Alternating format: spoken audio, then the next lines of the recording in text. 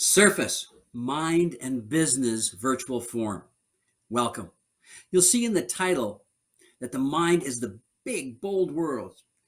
We believe that to really maximize success, the business success, as we'll see in the 5 keys of surface success, it takes a preparation of mindset. And we're so excited to have the balance today of identifying our strength of mindset and the skills necessary to grow. Welcome. My name is Wayne Grund. I'm the founder of Surface. From the East Coast to the West Coast, from Walkersville, Maryland, Cary, North Carolina groups joining us, to Tacoma, Washington, Edmonton, Alberta up there with Kevin and the Estelle Hair Design Academy. Oh my goodness, to everywhere in between. Welcome. It is my pleasure on the journey today to be bringing with us, first of all, welcome Sean Carlson. And Sean is our global ambassador. Look at that smiling face there. And also our national director, Lindsey Curtis. Guys, it is such an absolutely honor to have you here today. Two of my dearest friends have the hugest hearts in the industry to be able to help and support people grow. We have such an exciting day today. And to kick things off, Sean, how would you like to share with them? What's the number one thing that excites you about what we're going to share in these next 3 hours? Oh, Wayne, there's so much excellent information that we're going to be sharing, inspiring, helping everybody really settle in to a great learning process today. And you know what I'm most excited about? There's so many things. Obviously, Wayne, and many of our friends, how much I love the 5 keys to success. But today in particular, I'm really excited about the 4 core traits of highly successful people and being able to really dive into that and, dissect it and understand what parts of those I can take action on today, one at a time. And I'm so thankful that we get to dig into that with our friends from all over the place. Awesome. Thanks, Sean. Lindsey, what excites you the most? Well, friends, thank you for having us today. And Wayne, thank you for having me as a guest speaker. I always look at this in 2 ways as we do this Mind and Business at the end of the year. We're 47 days away from the new year, but we have 47 days to finish strong. So my takeaway from today is emotional intelligence. And for us to be aware, no matter if you've been to this program before, this may be your first time hearing it. I want everybody to think of, how can I expand my own awareness to control my own emotions so then I can affect my team and how I am portraying that to finish strong and to start strong. It's going to be a great end of the year. Awesome. Well, thank you both so much. And, as we move forwards, I want to bring everybody's attention right off the top to some of the information that we shared with you already. If you've printed these notes out, great. Otherwise, have a pen and a paper because I know you're going to want to take some notes on it. And this is just a guide. Notice what I put on that guide there. You've got your obstacle, your opportunity for advancement on there. So we're going to dig into some stories for success as well. The other thing that I was able to share with you is I gave you an opportunity sheet. And the opportunity sheet we're going in today, and that's kind of like the wish list. It's like, man, if my book was full every day, what would it look like? And then what Sean was talking about on the 4 core traits. So we've given you some support materials to work through. If you've got them there with your pen, that's absolutely amazing. And I think it's time there, let me just back one up here, to identify the day ahead of us. Number 1 will be coaching for performance. It's helped me live my life since the early 1990s. Awareness, responsibility, and process. A huge part of our mindset. The more we know about ourselves, the more we can take responsibility. Our 4 core traits and our 4 constants. Then at approximately 11:15, we're going to give you just a little bit of a break to go ahead on. But first of all, did you know how big of a miracle you are? Man, did I have an aha when I read this a few weeks ago. Scientists say that the chances of you, me, even have being born are 1 in 400 trillion. Think of it for a second. What were the chances in the world of your parents even meeting? And then you being conceived. That spectacular DNA that made you, you. What were the chances of that one egg, that one sperm? Whoa! The reason that I share that is many times in life we get into a mode and we identify what I would call is a average. And I want you to know that you are so far from average, and to cease the mindset and the information that we're going to have in front of us and really grasp it and grow to really appreciate who you are and what kind of obstacles. Think about that for a second. The students that are out there, what obstacles did you have to go through to be able to have the finances to go to beauty college? It's kind of wild. I did the math this morning. I did my first haircut 51 years ago. My wife Deborah and I have been salon owners for 45 years. And as I look back, I truly identify that the obstacles that a person goes through truly make them stronger. So think about this for a second. You're driving down the road, all of a sudden, hands up, going for a drive. Boom, I come around the corner and there's this huge boulder right there. Obstacle. When you signed on the program, what was one of the thoughts you had? Because there had to be a thought in your little voice. And how many of you believe you have a little voice inside your head? Put up your hand. You do. I know you do. I do. We all got committees. How many of you wanted to go, gee whiz, if I could only do better in my service bookings, my rebookings, my retail, if I could only do X, Y, Z. There's a reason why you joined us today. And that was to be better at whatever your craft is. We have many salon business partners, consultants joining us today, salon management joining us today, ownership joining us today. What's the one thing you wanted to be better at? Because somewhere in one of our little voices, it puts that obstacle. In life, we tend to say, okay, we can't do this because of. I'm here to share with you how important it is to be able to have the mindset of getting out of your way and letting yourself go through. So when the person drives around the corner and they see this big boulder, oh my goodness, mindset number one, somebody better do something about that. Somebody's got to move that rock because I got to get where I'm going. And that individual is looking for someone in life to do something for them. It's not their fault. How could this ever happen to me? The other mindset might be, oh, gee whiz, okay, now, if I back up, I saw a road a little bit behind me. If I could get on that road, work my way around it, I can get around this. Maybe it's beautiful. Maybe it's even going to be a shorter route. And then you look behind you and there's somebody right on your bumper. You can't turn around. Mindsets, how's that guy going to turn around? Well, or the other mindset is, if I go talk to him and share with him the reason why, if everybody backs up a couple inches, we can find a better way. Wow. You see, when we take a look at whatever you may think is an obstacle for maximizing your growth, there is an answer. It's simple. It's just not easy. So for every obstacle we have out there, there is an opportunity at the end of it, and it is advancement that we see. As the obstacle is the way, we identify from birth to 18, 18 to 25, 25 to 40, 40 to 50, up and above 50. See, that's for me because I go way up there. Some of you, if I was with you at the Estelle Academy in Edmonton, now you're going to stop after number 2 there. Most of you, you're just getting into our industry. Most. But the reason I do this is I have found by identifying your age pattern, it's a great way to be able to identify the obstacles that you had during that time.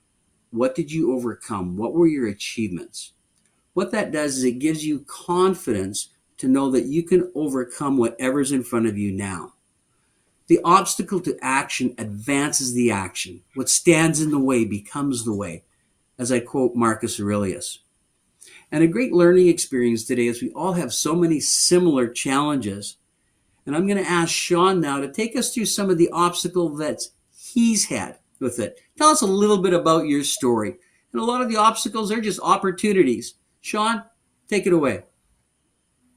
Wayne, I love that. Obstacle, opportunity, and advancement, right? Oh, man.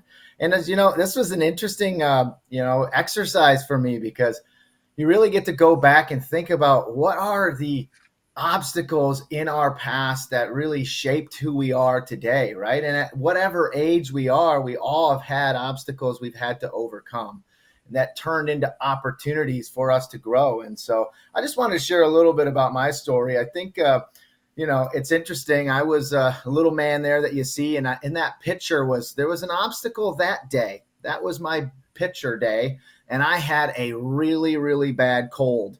And so my mom decided it was a great idea to give me that little plastic rubber ball there, the red one, and that might make me smile a little bit more. So, even for this picture, I had to overcome the obstacle of just not feeling myself, right? Well, I was born in South Africa, and that was an incredible opportunity for me. But when I moved back to the United States, or back to the United States, to the United States for the first time, I was 6 years old. And if you can imagine, I got to go into preschool and elementary school as that kid from Africa. And I spoke two languages, and it was an obstacle, right? People challenge me all the time, ask me these strange questions. Can you say this in a different language? And I learned right away that building relationships was being your true, authentic self, but being able to share your story with people so that they could create awareness or obtain awareness from your story. And so that was, as I started to advance, and then from there, of course, I got into high school, and sports was a really incredible opportunity for me. There was plenty of obstacles, right? Because as you progress in sports, there's always somebody who's just as fast or just as good or stronger or maybe better coached or what have you. And then you have that opportunity to say, if it is to be, it is up to me. And through that, I got the opportunity to play very high level soccer in college, and then even semi-pro after that. And I learned so much about what it means to commit to things. And then, of course, I, ran back into this beautiful woman who became my wife, and we had these incredible children, Jonah and Lainey, that you see here. And what I learned very quickly was what responsibility meant, because it was no longer just me, right? Now it was these family members, and then how are we going to get a house, and how are we going to be able to have dinner and breakfast every day, and all of these little things. And that whole responsibility really changed the way I looked at my daily actions and the things that I pursued. From there, Wayne, I really got the opportunity to learn resilience as well. And one of the greatest things I've learned from joining this hair industry, this beautiful beauty industry that we live in and work in and serve in, is that it's not a normal thing to not have change and challenge. That is just what our industry is about. And what I really learned again from that was resilience, and that you can't just rely on the skills that you currently have for your future.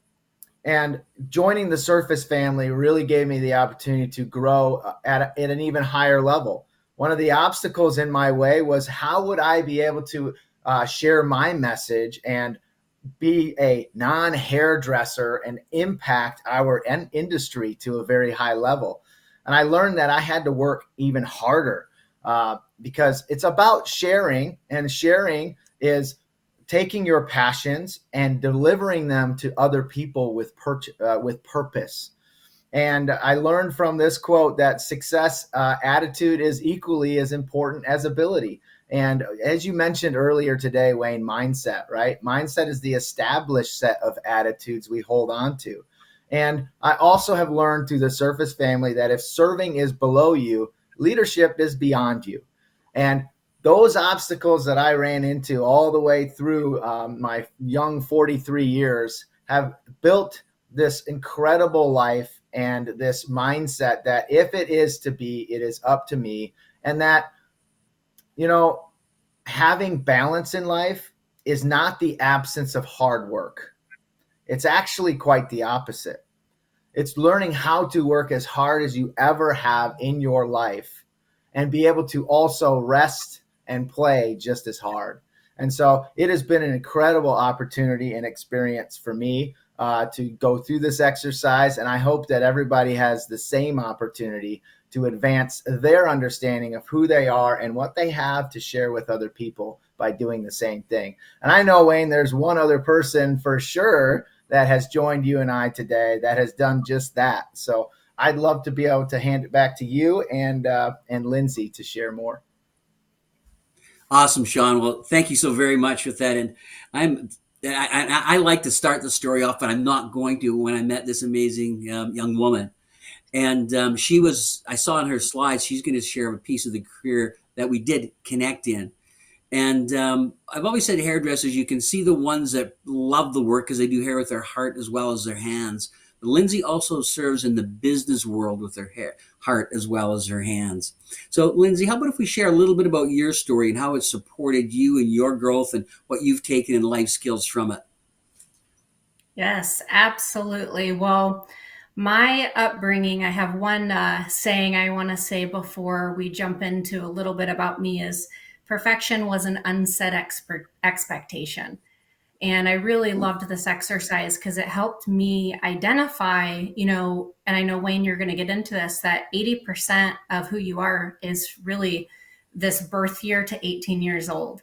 And I really, really connected with this. When I was growing up, my mom was the president of Ballet of Omaha.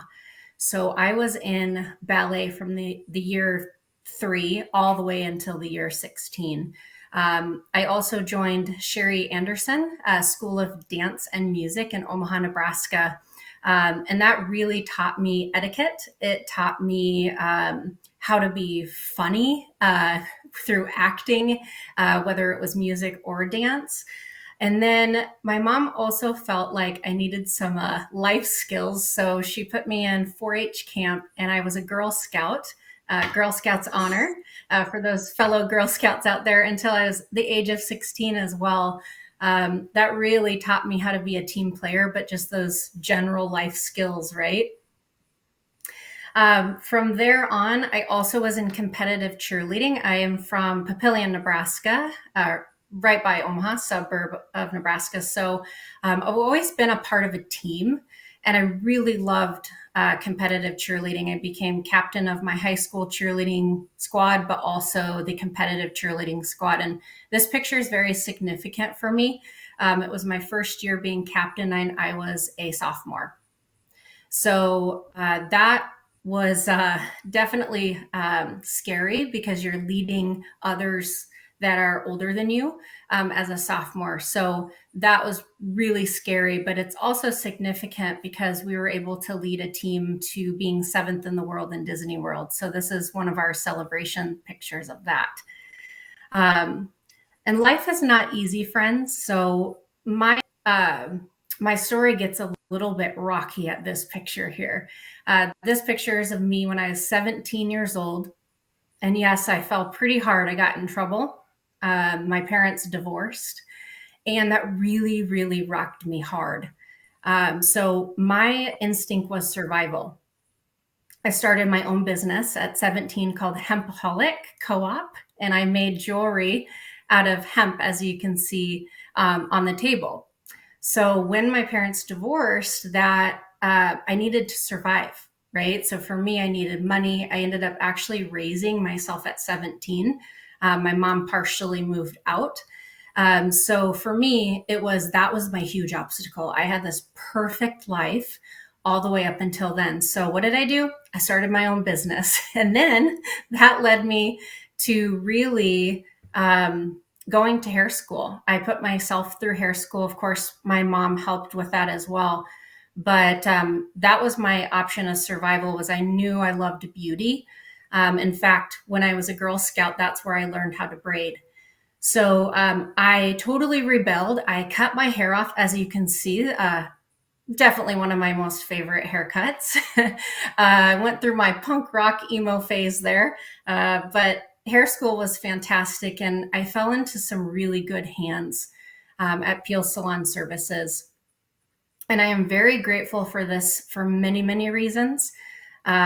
This was a huge opportunity for me to show creativity and to also have that independent creativity. So where the teamwork came in is we actually set a world record with Peel Salon Services and the Guinness Book of World Records. And many of you who may still remember this that are on the call, we did the most haircuts at one time as our world record, which is fantastic. This taught me so much about leadership, but also about coordination, logistics, all the behind the scenes that you would need to do to really get the job done start to finish, whether it was building an Excel spreadsheet to how to create a flyer to put on an education program.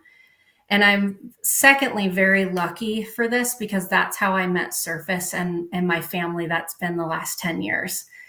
This is a picture of my very first event. This is Linda Boscow. I'm doing her hair, Pueblo, Colorado. And then the other picture is of me on stage of my very first show. I was so nervous. I think, Wayne, you remember that. It was probably microphone shaking in hand. But if it wasn't for those small steps, I would have never found Surface.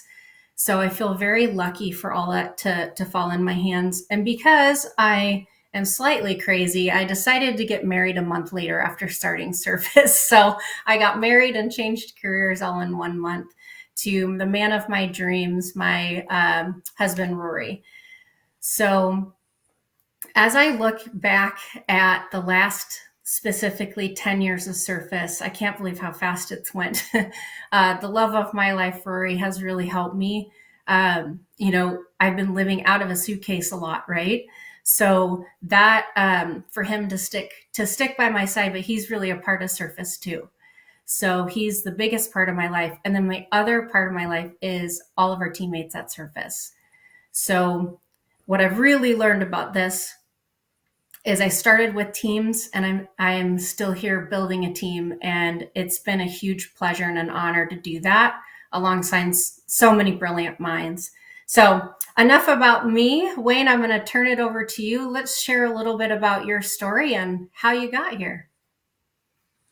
Well, thank you so much, Lindsey, Sean. And my pen was going like crazy writing some things down. And I know that everybody can relate to the stories that they've just heard because we do have those aspects in our life. And one of the things we state are the behavior styles that we achieve from birth to 18. We carry many of them today. And some of them, you may decide that you want to change a little bit because we can change how we've been programmed that way. My story goes a little bit longer that way, as you'll see in the airs. And there's the love of my life, Deborah there. And let's pop to the start. You see, everybody has a picture like that.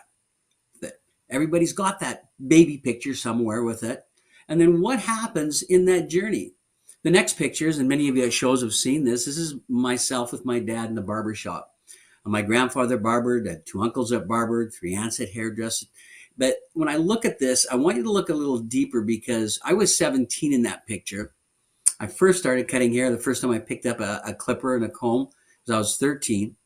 You see the mirror behind my dad in the barbershop, was 2 of those big mirrors. First job when I was about 7 was cleaning those mirrors on a little stool after hours. After school, sweeping the hair around Dad's chair, cleaning up the magazines. And I'm so grateful for what I learned in the way of responsibility. And the responsibility also shared pride with me because the little spending money that I had from that, I had earned it. And I'll never forget what I've learned in that time about you have to earn that base and how you appreciate that base. And so many of that I've carried with forever. And I learned from my dad's commitment to working through challenges and such. And I look back on the things that I've learned and how it carried me into the future. And oh, boom, there you are, 1978. Oh my goodness, like 45 years ago. Big year. Deborah and I got married. We opened up our first salon. Let me go with some of the things that I've learned in that. We talk right now about the obstacle being the way. Through that journey of life when I was younger, the pre-18, and here, I never saw any obstacles in front of me. The only thing I saw was opportunity. And obstacles were obviously there, but you just immediately thought past them. The bank loaned Deborah and I $3,500 against collateral, which was the only thing we owned was a 1975 Camaro Super Sport at that time.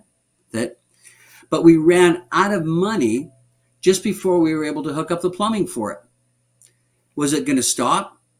No. We found out, gee whiz, I could have support of a sales consultant around me, myself, and we're going to find out a way to make it happen. And that was a part of the life that really just came into let's just make it happen. And we carried that with too, all the way down to the rest of it. Now, this is mainly business, except for you see the family in the top left-hand corner there. Going down in the early, I'm going to say towards the end of the 80s in Disney World, hands in the air, big smiling faces, except for Deb. She's grabbing on pretty tight with that. Yes, we're about to hit the water at Thunder Mountain or the waterfall there. The reason that I place it is that there's balances of time that we have always in our life. And I feel very fortunate that when I take a look at the balance of time, I've always looked at it as an investment versus a sacrifice. Because when you take a look at what it takes to succeed in your academy and school, the students that are out there, the salon owners that are still rebuilding after COVID, or the new salon owner happening, is those obstacles advance your action, but it's an investment of your time versus a sacrifice. It's that balance. One of the big motivating factors was my family, because I wanted to be able to provide for them a wonderful life. So when you take a look at that picture you had beside there with the hair and the mustache, I worked really hard at my craft. And in that little salon that you saw there was the first competition I won. When I was 19, I won the Canadian men's haircutting. And when I was 20, I won the women's haircutting. But I trained and I practiced and I trained and I practiced with it. And one of the things that as we grew and we expanded our salon into the city, I realized the importance of systems. And whether you're a stylist of one, you're an owner of a large group, if you're writing a note down, its systems provide the longevity of growth. That's where the 5 keys first came to life, was in 1988, actually written on a napkin at a restaurant in California with a wonderful man by the name of Arthur Long, who was a business representative in the salon industry in Europe. And the discussion that I shared in my belief on those 5 keys, and the first thing he said is, Wayne, they have to be trainable. Otherwise, they're just an idea. People talk up opening a second location, a third location, bringing more people into my salon. The key was having a system to have growth. And in my story that led on to Deborah and I, if you flash way on, I was beyond our wildest dreams when we were nominated for Canadian Entrepreneur of the Year. And when they really dug into our company to see if we qualified, they looked at how we gave back, the people around us, our systems around us with it. And we won in Western Canada and went on to the Canadian finals. And one of the things that puts the biggest smile on our face right now also are those amazing grandchildren that you see underneath. So the story moves from the basic beginnings, as everybody starts somewhere, the motivating factor of being able to have systems within our business, and then came Surface. The Surface story began as Deborah and I were about to retire. Well, blink on that, my goodness. It led us to working harder than ever before, but being happier doing so. As I was about to retire, I started studying personal health. And it led me to the unfortunate toxins that are in our industry on a continuous basis. And somehow people just put up with them. And there was natural-based products that were out there at that time, but the biggest challenge with those natural-based products, unfortunately, is they didn't perform. I'd used them. And as a high-level competitive hairdresser, we know we needed that to be able to perform. So my family and I went to work to be able to bring products to the world that completely would respect personal health as well as the earth and have the highest level of performance. And our goal was very simple, is to have it supported by systems of success for salons and stylists. Support now provided by the amazing salon growth management and leadership team that we have. Because as a product for salons and for colleges, I believe we needed to provide them with added value of business support. And then also our education team on technical support. And ultimately, that story now is everybody that's out there in front of a computer or phone watching. You are such a part of our story, and we appreciate you every single day. Because together, we are leaving the earth a better place. And when we found Surface, the commitment was to have solutions for absolutely all hair types. Let me make that note again. When this dream came to life, the number one thing we shared is, yes, we would only choose ingredients that respected personal health and the earth, but we would make the biggest statement about what we included in there. The organic amaranth, babassu oil for a delivery system, and then to specifically formulate the most recent blowout to have moisture, be heat resistant, to last with style, memory in the hair.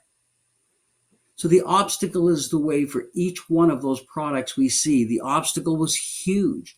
Being able to be drug-free with the Awaken world, to be able to stimulate a faster, stronger growing hair with botanicals.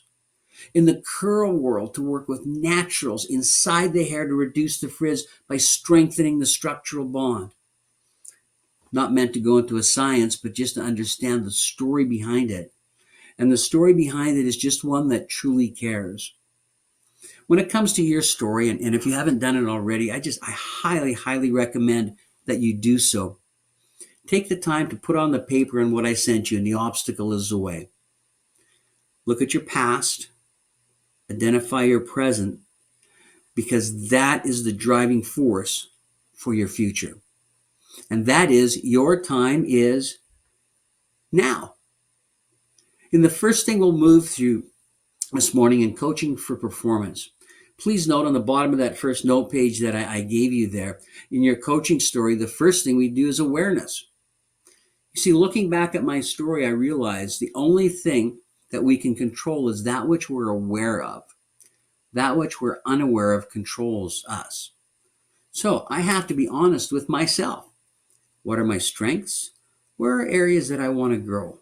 What are some behavior styles that I may have adopted when I was very young that I carry with me that aren't helping me go where I want to go? Sean said it so well. I wrote it down. He says, I can't rely on the skills that I have to grow now to be successful in my future. So I want to be aware of those. The next thing is responsibility. When we choose responsibility for our thoughts and our actions, our commitment to them rises, and so does our performance. Lindsey shared it, Sean shared it, the 10 most powerful 2-letter words in the world.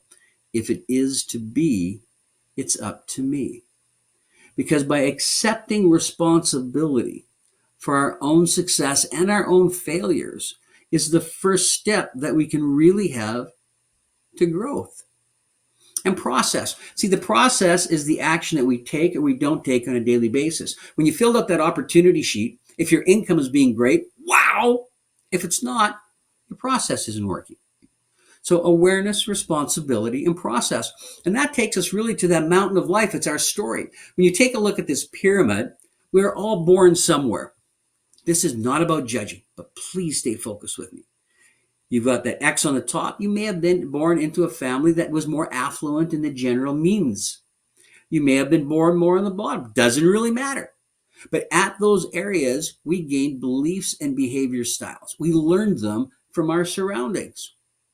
The next thing I want to identify for you is the law of average. Yes, this is true in all professions. 20% of the people will earn 80% of the finances in that. It's that top 20%. We call it the law of average, and I'm going to share with you, average is quite simply the best of the worst or the worst of the best. And by giving us 3 hours of your time this morning, I hope that we can inspire you to never settle for being average. So when you wake up in the morning and understand that, one of the things that I share is your focus. If it goes to that smiling face that you see in front of you, being how can I help or serve people, that's step number 1 in being in the top 20% of the people. If your focus on the top looks down to, okay, what is the world going to do for me today? Who's going to move that rock off of my road? Somebody put it there. Somebody's got to move it. It's going to be a challenging road to move above average. So keep that thoughts become things and focusing on how to help those people. So in life, in our learned behaviors, I'm going to suggest to you the miracle, the 1 in 400 trillion chances of you being born. Think of the challenge that you overcome on the day that you were born. As a baby, it's a good thing we have got no memory coming back into there, but how scary would that be, seeing this doctor come out there with this mask, whacking you right away just to get things crying. Wow! Can you believe you did that? You survived. And then we overcome two of the greatest challenges before we're 6 years old. We learn how to walk. We take a body that's designed to crawl on all fours. We stand up and we balance it. And let me tell you why. Because the world around us says you can do it. Let me get it. The world around us says you can do it. And you hold out your fingers and the child wraps their hands around them and you can feel them balance and you look and going, oh my goodness, they're going to do it. And then what do? You lightly take your hands away to watch that child balance. And if they fall, you help them again going, oh, you're okay. You can do it. You don't look over and go, oh, no. Over here, people are average. They don't walk. Stay crawling. You won't hit your head. I'm not going to get in trouble. And I know I poke humor at that, but it's so true. Because it's such a supportive world. You know what my favorite word is in the entire English language? It starts with an L. It's called lelo. Because I still got a couple of granddaughters and a grandson sometimes that say lelo. And I think there's nothing warmer and gives me a more warm fuzzy. And when you hear that, you don't go, you're not saying that right. That's a yellow. No.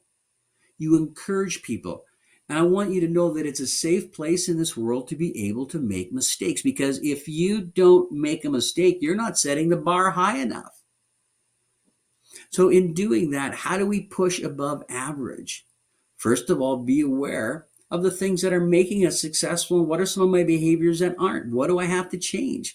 And I want to share with you that I put the school there because that's where the unfortunate magnet to average happens without us even knowing it.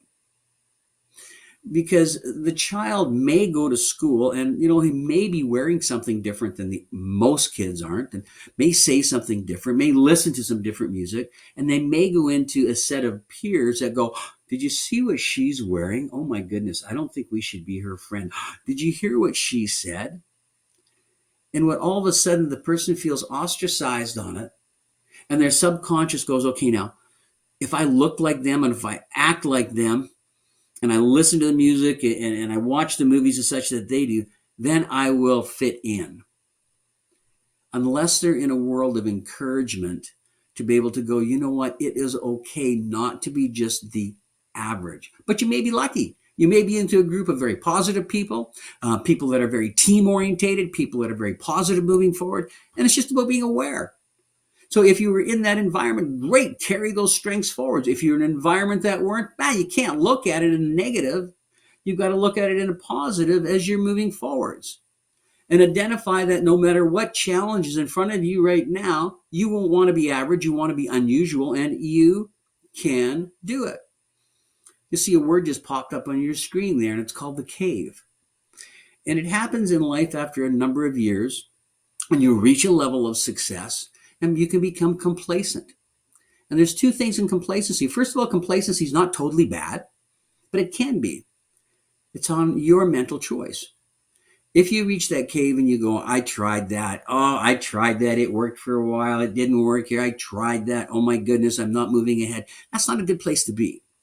But if you're at a place going, you know what, I'm really happy with my life right now. I'm really happy with my income right now. Then that cave might be okay. But just realize if it is to be, it's up to me. And there's no such thing as staying completely on par. You're either moving backwards or you're moving forwards. So if it is to be, it's up to me. And the responsibility of your story progressing. Be aware of where that story's come from, but who's going to write the next chapter? And then what actions have to happen? Because you know what? There's no magic dust that somebody sprinkles and all of a sudden everything's beautiful. We identify what work has to take place, what learning. So I've got some questions for you. Number one, pen in hand, ask yourself, are you fulfilling your potential? Well, pause just for a second. As a stylist, is maybe your potential of your book. As an owner, it's a potential of your salon. As a salon support consultant, a business partner, fulfilling your potential of the growth of the people around you. As a student, are you fulfilling your potential to learn? Next question, would more success today be bad for you? Kind of a loaded question. Everybody's going to go no. But then I'll say, what responsibility are you taking? And you have already because you joined us to learn today. to be able to grow that success. And a flash of the blinding obvious, my friends, you get out of it what you put into it. There's those two words, sacrifice versus investment. And I suggest you take this word sacrifice and set it aside and take a look at when you're investing your time. You feel so much more positive. Investing it in my business, investing it in my family, because time is the most valuable thing that you ever have. As we grow from our stories, there's a couple of key things that I want you to focus on. Number one, in your past, please use your memories. Don't let your memories use you. When I first heard that said, it was by my good friend Doug Cox, and it's so powerful because your mind can only hold one thought at a time, but yet you control that thought. You can take that thought and move it out. You can take that thought and move it in. So use your memories. Don't let them use you. Use them to be able to grow. How can I learn from past errors, from past negative situations? How can I embrace the best? Today, right now. What time is it? Now. What can I learn, plan, and do? Live each day to its fullest. Right now, engaging in our learning, the notes that might come down, and for the future. Ask myself, as a coach, the most important person you ever coach is you. When you look in the mirror, who am I becoming? Who's my team becoming? What's my salon becoming? I'm ready, set, grow. And you're going to hear that a lot from Surface this coming year. Ready, set, grow. Healthier, happier, and prosperous. And quite simply, leaving the earth a better place than we found it. 2 words there. I want you ready for this.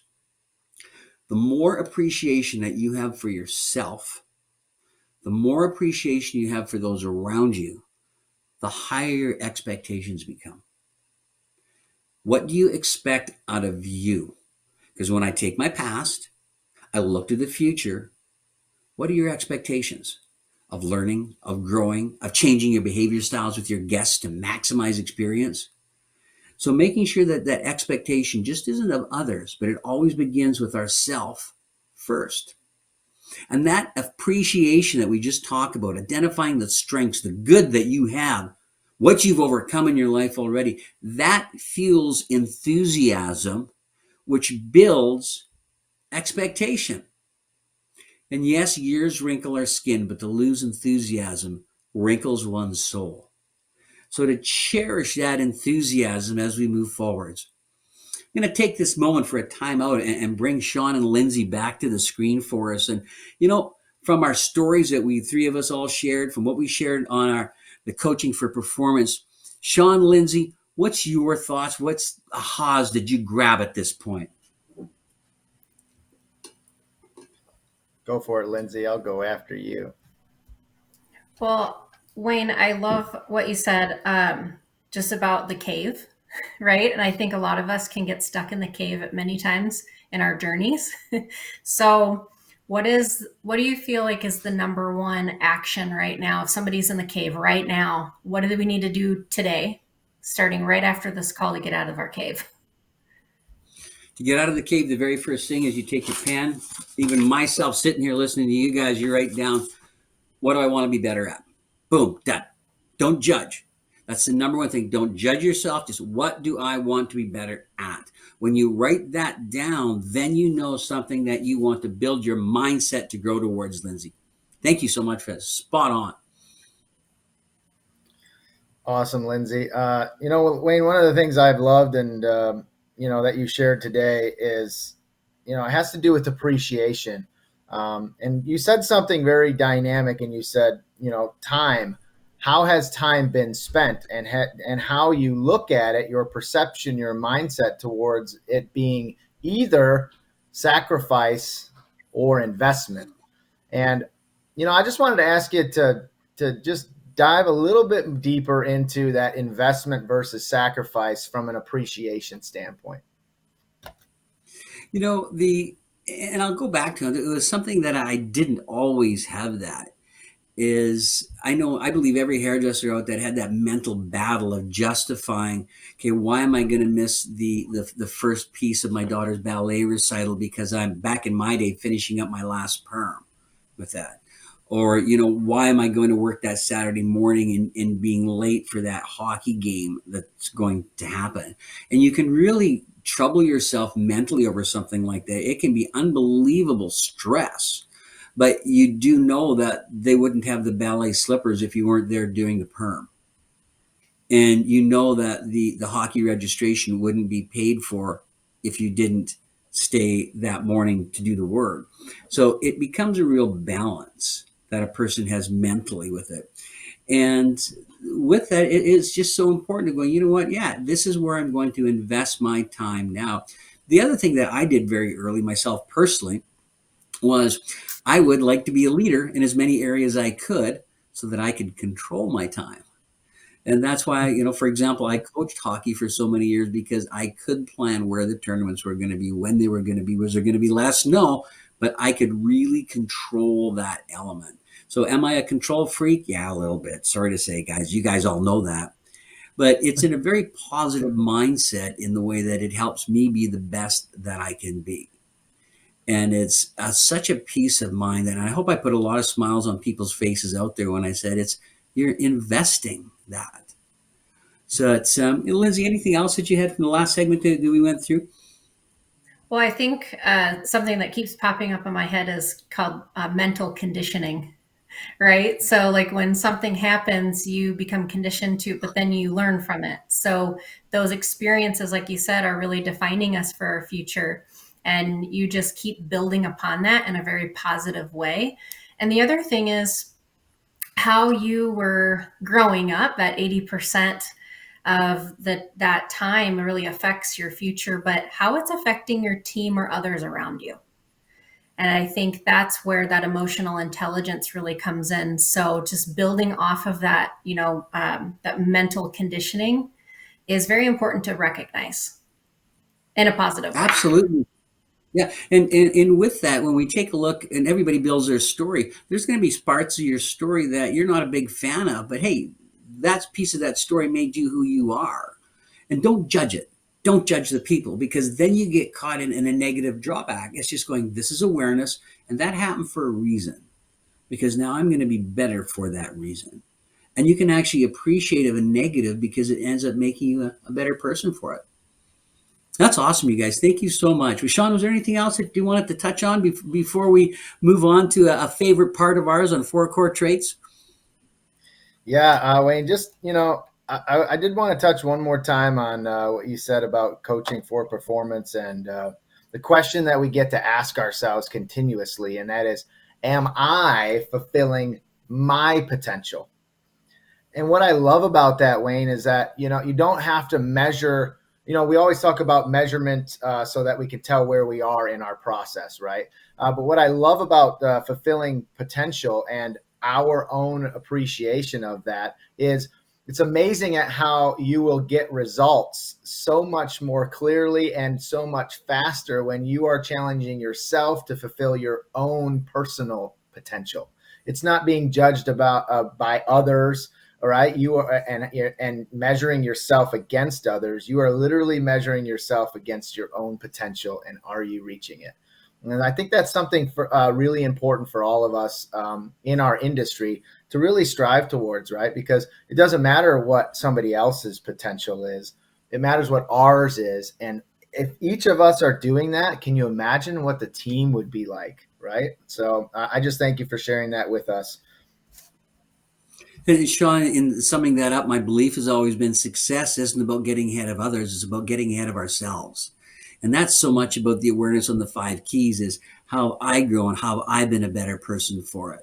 So and with that, let's move on and just remind the people of the miracle that they really are. You are 1 in 400 trillion. Take time to appreciate your story, but take time to have high expectations of yourself. And I'll ask you as we move forwards, part of that is knowing when's your most productive day of the year.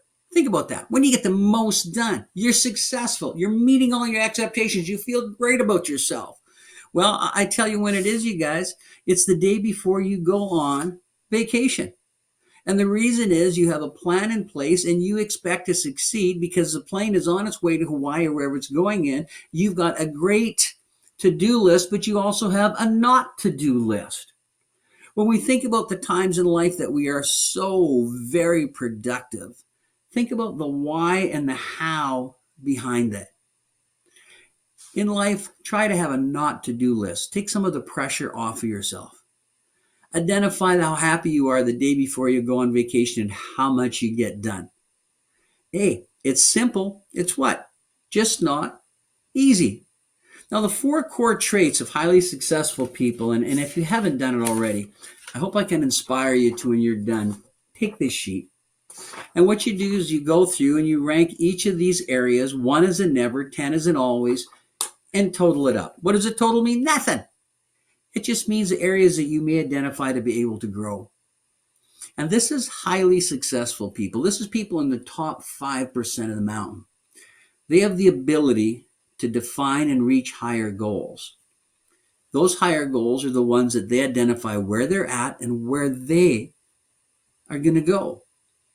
And they're driven by a deep emotional need to succeed. I'm going to use the example of, for example, Sean with his high level of soccer. We go to Lindsey with the competitive that she had in cheerleading.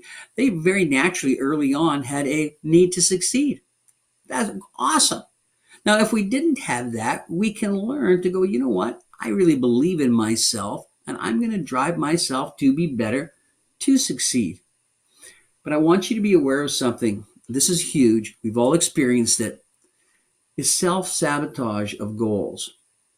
Let's say that you set your goal. This is how many guests that I want on a regular basis. This is my average services per guest, retail per guest, rebooking guest. Man, I'm going to be so successful on my guest book. I want you to be aware of these emotions.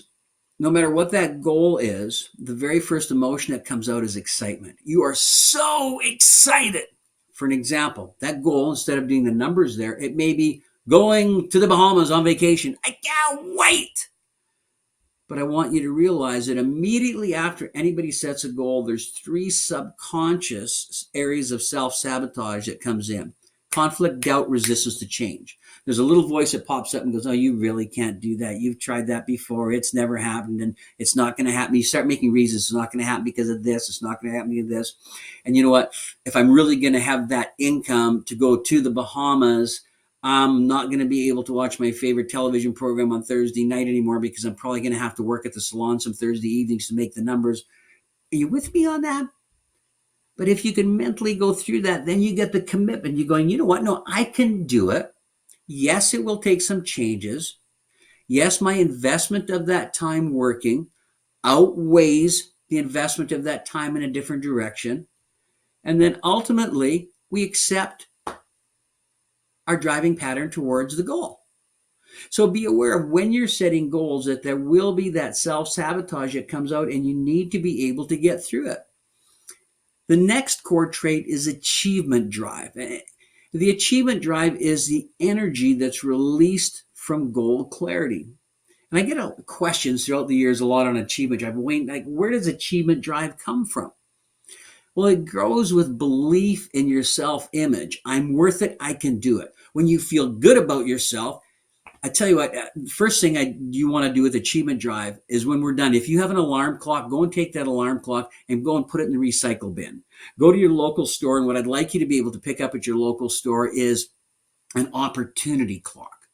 Because people with high achievement drives have opportunity clocks because they know when they wake up in the morning, they have the opportunity to serve again for that day. So it's that mindset of excitement, living your life to your fullest. And your achievement drive multiplies your skills, your knowledge, and your abilities. Now, we're going to have a little bit of fun.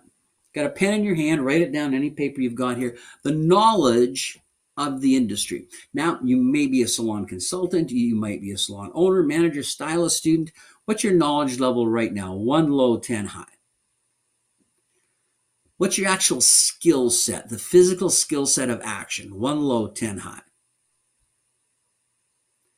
The experience, 1 low, 10 high. A little bit of a curveball here.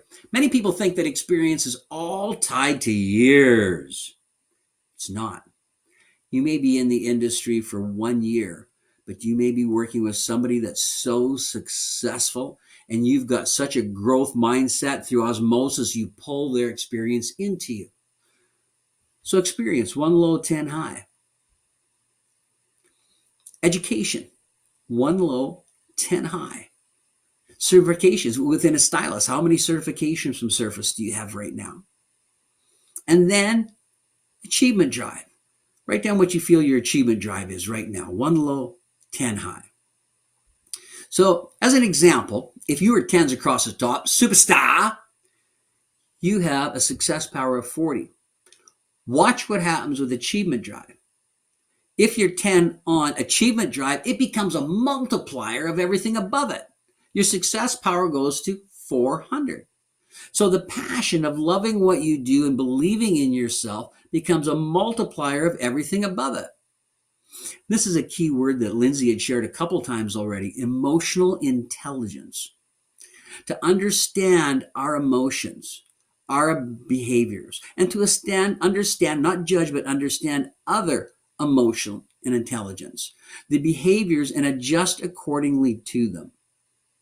Emotional intelligence, to have the inner discipline, the power to do what you have to do. And Walt Disney summed it up perfectly. He called it stick to it activity. And excellent social skills. And yes, these are trainable. When we look at our social skills, we identify that asking questions and ability to listen. It is said that great social skills are defined by spending one's time 75% of the time listening, 15% of the time asking questions, and only 10% of the time talking. Well, that's a real rarity in our industry as we engage with guests at our chairs on a continuous basis. But the only way that you'll ever spend 75% of your time listening is if you're asking the right questions. And in those social skills, be able to identify behavior styles, as we said, and adjust to them. In excellent social skills, if I see somebody as a very high energy individual, I need to pick my energy up while I'm communicating. If I see someone that's more of a passive communicator, I may mellow myself out a little bit more. I just care enough about that individual that I want to be able to connect with them. To be able to then to truly communicate effectively is to train, is to understand these skills, to seek first to understand and then to be understood. Please identify understanding is not meaning that you have to agree with that individual, but you understand them. And we identify that there are levels of listening. And to be a great listener begins with the awareness of these. I listen, but do I really hear? Ignore. Lights are on, no one's home. The next level, selective. I'm hearing just what I want to hear. The next one is active. And active listeners many times think they're good listeners. The challenge is they're not tuned solely into the person they're communicating with. They're very broad in being aware of everything around. I'll give you an example. As a stylist in a chair, the individual's talking to you, but your little voice is going, what's her name? I know her name, and I think I talked about where she was going on vacation. I just can't remember. And they're allowing the mind to wander with it. Versus the top level of listening. Highly successful people are tremendous communicators because they listen empathically. And a key to empathic listening is eye contact. As the individual is speaking, you would even nod. You never look to the floor. You never look to the ceiling. You maintain engagement with them. You listen at a level that you can repeat back to them, reflecting. Let me see if I've heard you correctly. Wow. Highly successful people as a leader, as a stylist behind your chair and leading the communication with your guests, amazing. Now, when it's time for me to speak, I want to identify what determines belief and trust. So when we take a look at our words, the tone of our voice, the visual, out of 100%, our words are only 7% determining belief. And by the way, what's more important, what you say or what people hear? Let me give you that again. What's more important, what you say or what people hear? I believe you'll agree with me. It's what people hear. So it's the tone of the voice, the sincerity, and then the visual around them that supports that message. Within the first 10 seconds of meeting you, a person's identifying, can I trust you? What's your level of success? What's your moral character? Is this something that immediately begins as a stylist for success? Absolutely. We were at a very large group meeting of large chain salon owners this year, and I was on a panel, and I mentioned the such importance of training soft skills, especially coming out of COVID, where we weren't working face to face. And it's funny because we went, "What do you mean soft skills?" I said, "It's not the cut, it's not the color, it's the soft communication skills. The importance of a smile, the importance of a bounce in your step, the importance of enthusiasm in your voice, dressing when you leave your house every morning, looking in a full-length mirror from the tip of your toe to the top of your head and going, you know what, you look great," and being able to really carry that forwards. So when we take a look at this, our nonverbal communication, where 55% of whether someone's going to believe us or not is on our personal surroundings. When I take a look at Dad's barbershop, I mean, the importance it was to him to have everything clean in his bases. I mean, before Dad would have the next guest sit in his chair, the chair was all swept, cape was snapped off, everything was re-straightened again. How many times in a salon by 4 o'clock it looks like a bomb went off at somebody's workstation? Little things don't mean a lot. They mean everything. Taking the time to go into your salon, standing at the outside and going, okay, what does this say to me? Walking in the front door, looking in the retail area from the floor, doing a 360-degree look, 360-degree in the bathroom, 360-degree in the styling area to raise that level of awareness. My body language.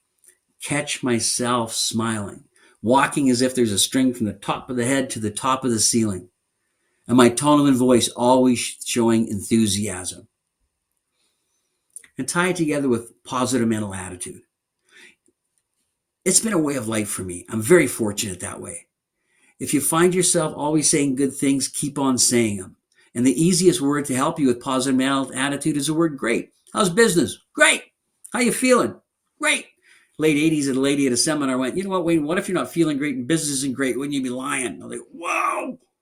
You know what? You're not really lying. You can be telling the truth in advance.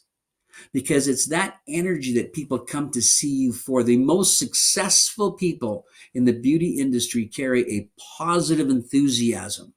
Enthusiasm, you see those last 4 letters that I bolded out for you there? The reason that they're bolded out is I believe they're an acronym for I am sold myself. I am sold myself means I believe in my product. I believe in my service. I believe in what I'm giving you. I am sold myself. So yes, life is great. Then when it comes to choosing your words, I've got just a little bit of a guidance for you. Always use words that are positive. They create belief. Don't use words that leave doubt. Know what to say. Ask and use discovery questions to listen. In a nutshell with that, you will love this. Oh, I know what's going to look great on you versus, you know what I think you might like. Take out the might, take out the think, and be positive with it. Discovery questions start like this. Describe for me, what do you like best about your hair? What do you like least about your hair? How would you describe your ability to style your hair at home? So that leaves open-ended communication. And now the awareness of what we just shared with you right now, let's have just a little bit of fun for a second on this. The first one was awareness of our core traits to success. I write specific goals for sales and income. Never always. I don't know. Do you just wake up in the morning and see what's coming at you and take it? I don't know. I revise and update these goals monthly. My goals are consistent with my values, which means I feel good about them. I feel worthy of achieving my goals. And I break my goals down into daily steps, my actions. What do you do at 8 o'clock in the morning to 9, 9 to 10, 10 to 11, 12?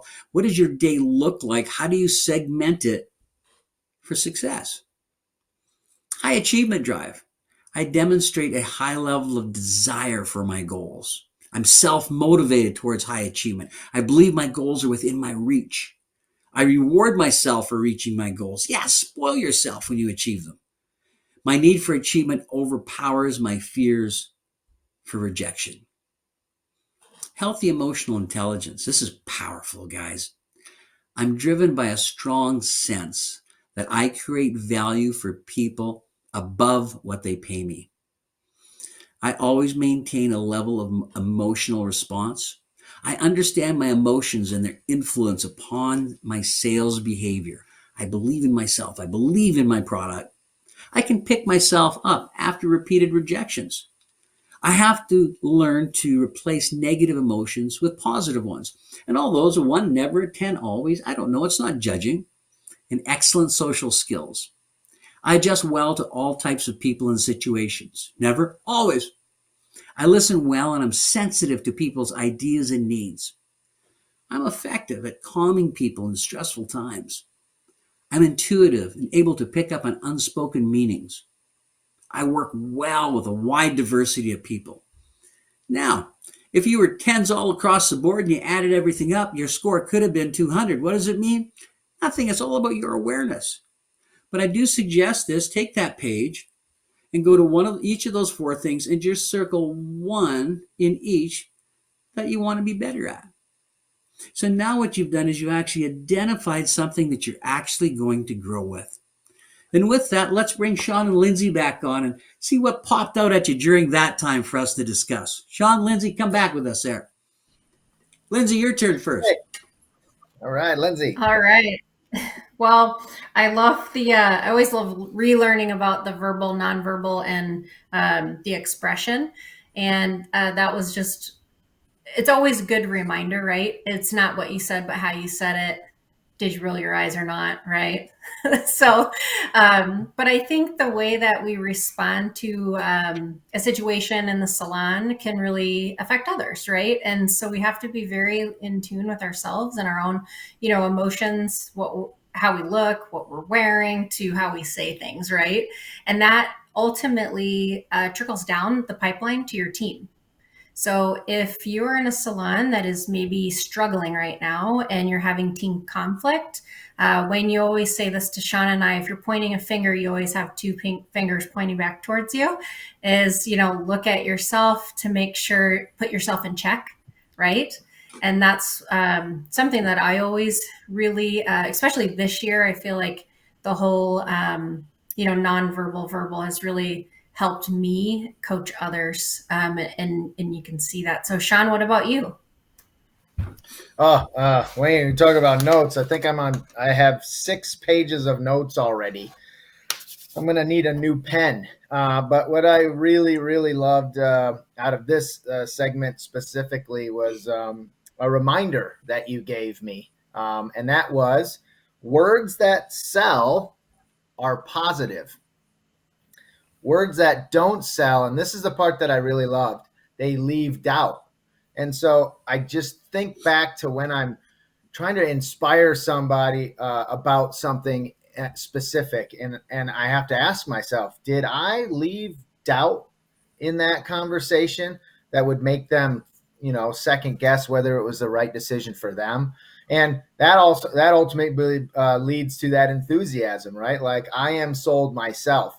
And I've always believed that selling comes from your passion, right? It's, if you are passionate about what you're discussing, you will purposefully share it. And I think that's what I love about that. So what an incredible reminder for all of us who, greet our guests.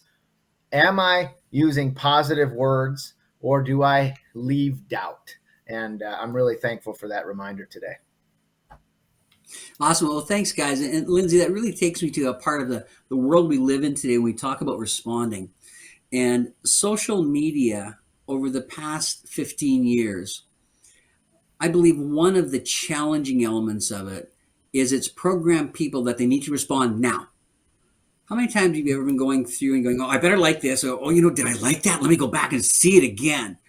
And we don't take time for stillness. And I just wanted to share with you that in that time when you're looking to respond to a team member in your salon, a person in your family, just take a time to think. My grandma, one of the things that she said early on, and she gave Deborah and I a word of marriage advice. And she said, if you ever find yourself wanting to say something that possibly could be challenging to the other individual, take a glass of water and have 10 good cold swallows. Think before you speak. And that's nothing new that's out there, but we're in such an instant program and we feel pressure to respond. But it's okay that you don't have to in that social media. And if you want to repeat something after me, I think it's so powerful. Let me think about it. Humor me, guys. Hopefully the other team is out there too. 1, 2, 3. Let me me think about think. it. Yeah, because then that really shows. But at that point, make a little bit of a note down so you can get back to that individual. And it's just so important that we take the time for stillness. And by taking that time for stillness, that not mean I'm tapping out. That means that I just want to respond what that best element can be. And remember when I said the core traits of highly successful people, that's the top 5%. And why not? Why not everybody who's viewing with us today and connect? Why not just live at that top 5? Because I believe everybody has the right to go to bed with peace of mind and wake up with joy of heart in the morning. And it comes from living in that non-judgmental world and really mastering those core traits. Because you know what? Nobody, I believe, from 0 to 18 was gifted them. Nobody gave any of us that magic dust. But hey, I hope we all got the quest to learn. And that takes us to the next point on here for mental conditioning before we take a break for our 5 keys. And that is our constants. See, everything we're talking about in the world, there are 4 constants: principles, strength or lack of, change, choice, and selling. And the first constants that we take a look at is, I would say, our principles of serving. As a stylist, you have 3 possibilities to serve your guest. The strength of these values will determine how successful you will be. Now, the expected services are a cut, style, color, or texture. But now let's take a number 2. You have another area in your principles of serving, wanting to make people look their best, can be the specialty service treatments: Trinity color bonding, Awaken scalp facial, moisture bake, maximum repair. And number 3, the at-home hair and retail. So when we take a look at how committed, crazy that word, committed I am to these core values. See, the wow factor of any service provider is, how do I go beyond what's expected? Cuts expected, styles expected, colors expected, texture. But how do I move my principles to the very top end of that consistently? The awareness of principles, and I love this sketch. The 2 most important days of your life are the day you're born, the day you find out why. Find your gift, serving in our industry, and then sharing the gift, marrying them together and maximizing all 3 of the opportunities we have to serve. The next thing, get ready for it, is change. One of the constants that we have here is to identify that success lies within your evaluation response. Because right now, if you're only presenting in your values those basic services to your guests, but you want to grow, you can see me on the screen there. See me cross my arms? Watch this. I'm going to ask you to cross your arms the opposite way now. You see, what happens is when there's change, and I know if you're working with me in the groups out there, you're going to find it. How do I cross my arm? It feels awkward. But we realize that success lies within your evaluation and response. So when somebody presents change, or you present change to yourself, I'm going to evaluate it and respond. Well, it's pretty easy if I take a look at my principles. If I add an area of service on, my response to it is continuous. I'm going to grow. When it comes to change, some scary times I've been around, and I had the opportunity to do numerous interviews during the COVID lockdowns on change, business reinvented. You see, I first started when my aunts were doing the roller sets, the hairdos. I was in an audience with my dad when I was about 13 years old, and I saw a stylist say, we're not going to be roller setting as much anymore. We're going to be starting to blow dry hair once a week. And everybody went, forget it. That'll never happen. All of a sudden, this was the business that was reinvented, the permanent wave business. Thank goodness for it, because it gave us the mortgage for our home and a life for our families at that time. And then the color world came out and actually first started in the drugstores, and then we brought it into the salons. And you see, my family was able to be prosperous based on those haircuts that you see right there, because every 3 weeks people were coming into the salon, the barber shop, they were getting it trimmed up.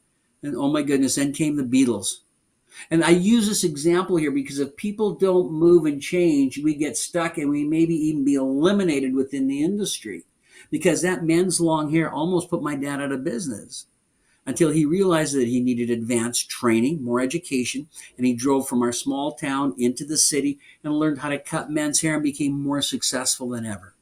And then in 2008, when we brought a completely new world of beauty with a conscience was surfaced to our industry.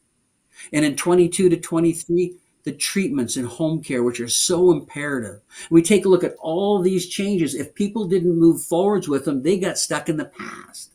So the encouraging thing is now I'm going to evaluate what I'm doing right now and how am I going to raise the bar to it. And the third constant is choice.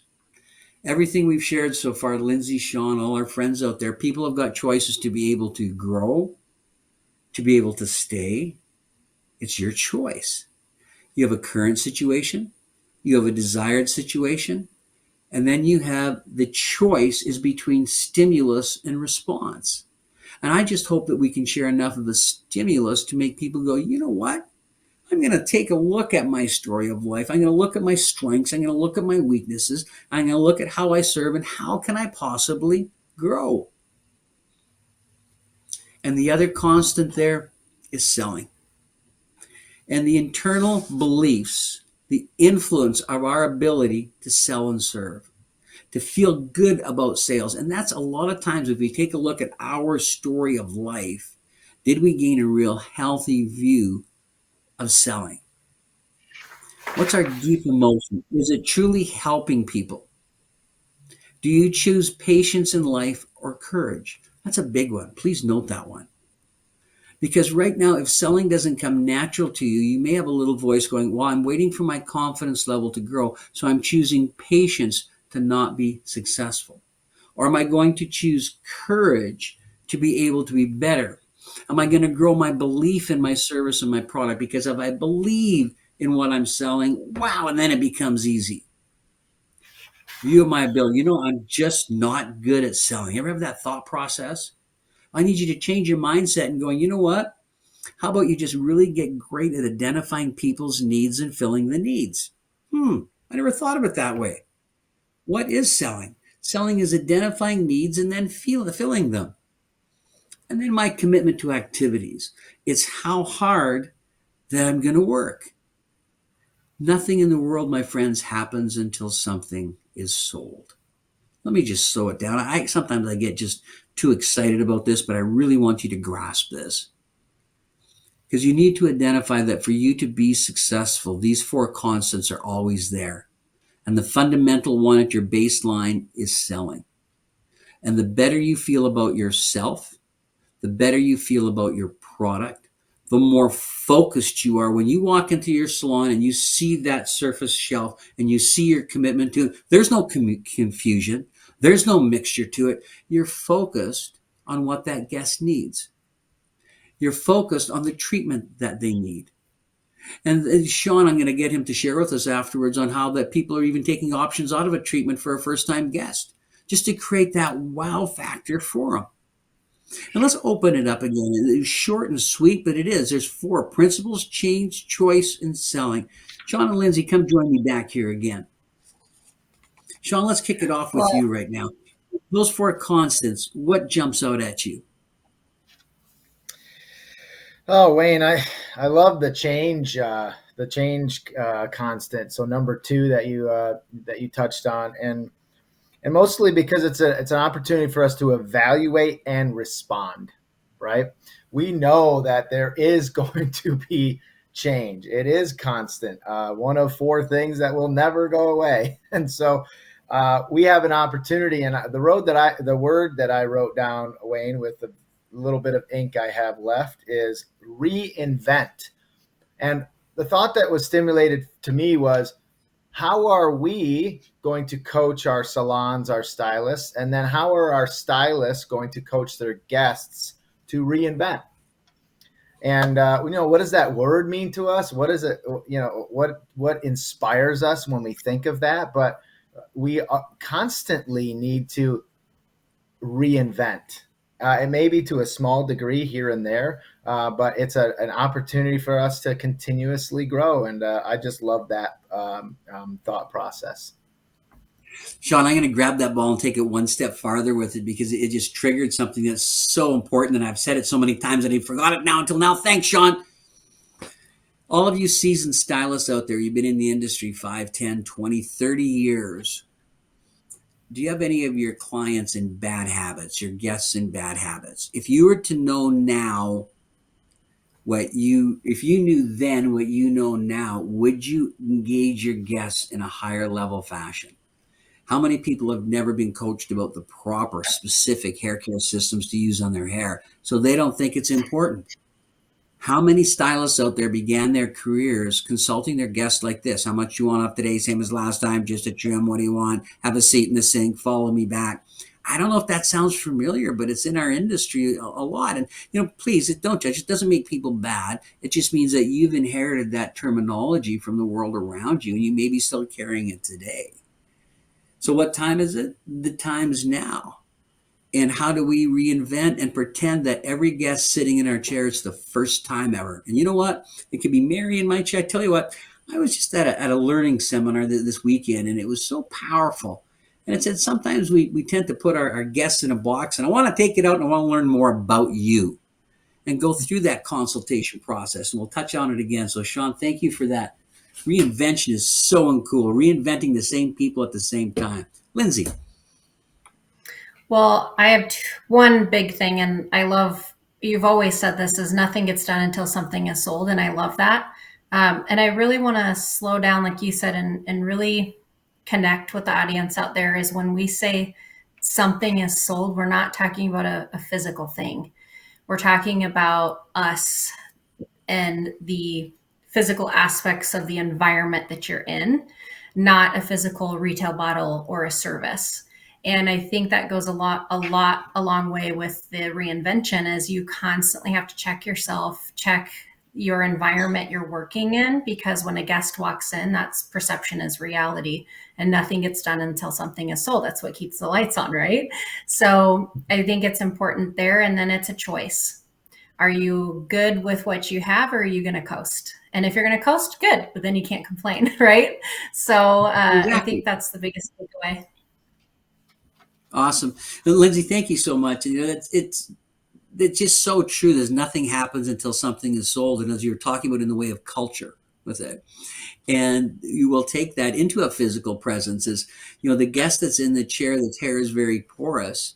If they don't experience the Trinity Color Bond treatment afterwards, their hair is always going to have that. So whose responsibility is it to educate them? And then the guest buys that service and goes, wow, I love you. And then their friend goes, oh my goodness, you had your color how many weeks ago and it still looks so great. And that just gives us an example of the power behind the confidence that an individual has in their culture, in who they are, in their information, and moving on. Well, do you guys feel armed and dangerous enough to jump into the 5 keys in 15 minutes? Oh, yeah. Yes. Okay, so Certainly. I promised a 15-minute break, and I'm running 5 after. So we are going to be starting, and there'll be a countdown clock that Dave will put up here for us for 15 minutes. We'll give you a little bit of a break. 15 minutes, we're going to be back, and that's going to be approximately about, I'm not good with math in there, but just before 22:12 Central. 15 minutes from now. Thank you for joining us. Short break.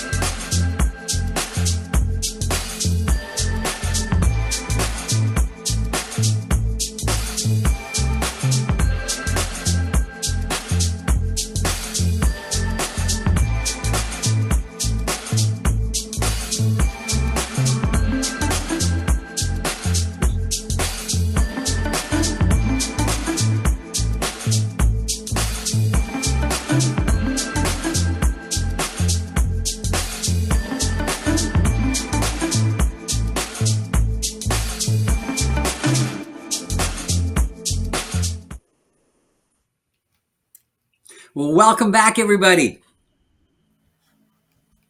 Welcome back. Welcome, friends. So, Sean, take you off right now. What was for a highlight for our whole first morning we put together? What's one thing of a highlight for you? Boom. Oh, that's pressure, Wayne. Really, I think it just goes back to the four core traits to success.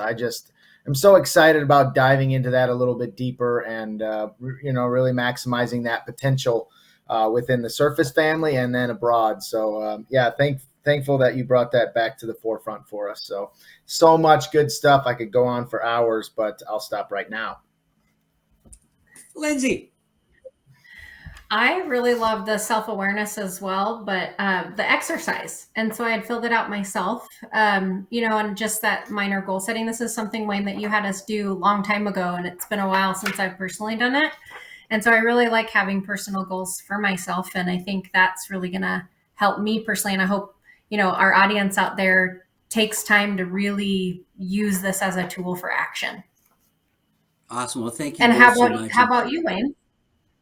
Well, the number one thing that I really love, and it came out to the forefront again and being reminded of, is nothing happens until something is sold.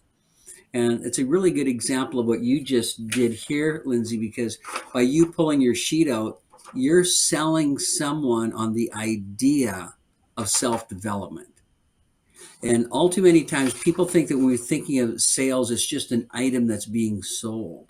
And yes, it is, because nothing happens until something in the item is sold. But the bottom line is, before that, we have to think different, to believe different, to be able to do different.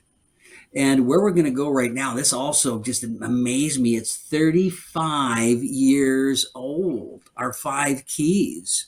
So let's transfer over onto that right now, and away we go. But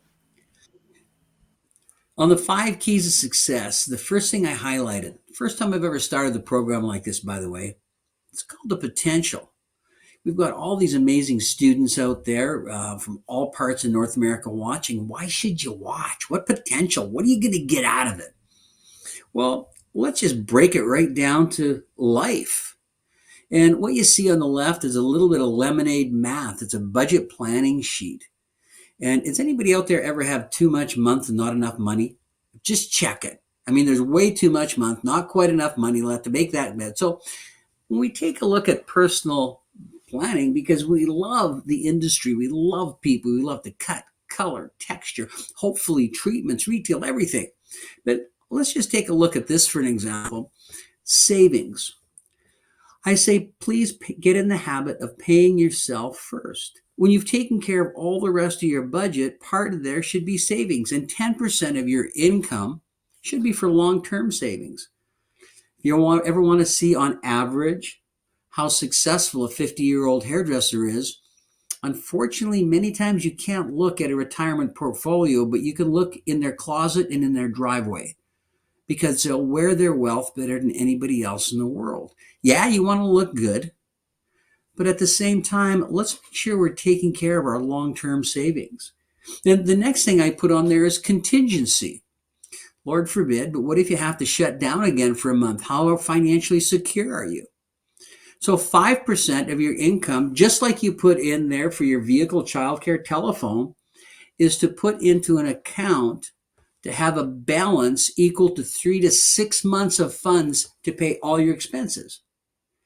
So the 5 keys of success is a business-based plan to build your business to a level where you've got a consistent 10% of your income is in long-term savings, and 5% of that income is going into your contingency fund. Now, you got to have fun. Once you have that emergency fund set with a balance, a minimum of 3 to 6 months of fund to pay all your expenses in the event you didn't have any income, you continue to grow that in a fund. And then that becomes your vacation fund. That becomes your growth fund to buy a new home where it would be. The other thing that I'll put to the front is being credit card debt free. Because I promise you, it's much easier for you to serve your guests, to serve the world around you, if you're not on a credit card payment plan. And living within one's means is absolutely key. So I will say out there, if you do have anything on a credit card that's carried month to month, get an immediate plan to be able to pay that off. Now, what about my goals in life? At the same time, take a pen, put it on the paper, and going, a year from now, what would I want that fund to pay for? What will it cost? What will be my plan?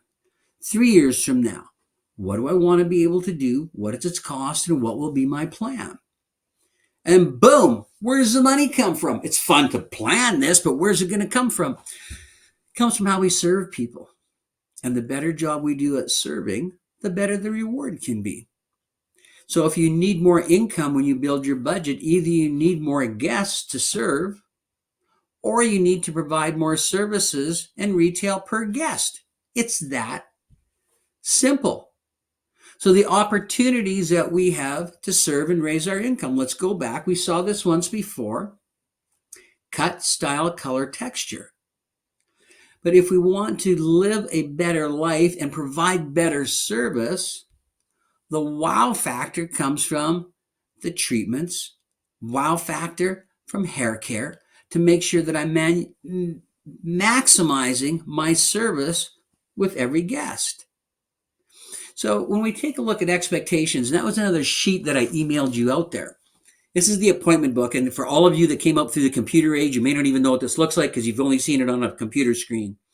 This was what I began in the world on, my paper appointment book. And you still see a lot of them out there. They work just fine. So if I build my pretend day, what guests do I have? What service do I have? It's the visual. In fact, when Deborah and I were first married, we opened that first salon, and the first time I ever really had payments in my life. Didn't want to lose that 1975 Camaro, and a year later, Nathan was born with that. Now we got another mouth to feed. I would visualize in my mind how many haircuts did I need to do, what services did I need to do to be able to make ends meet.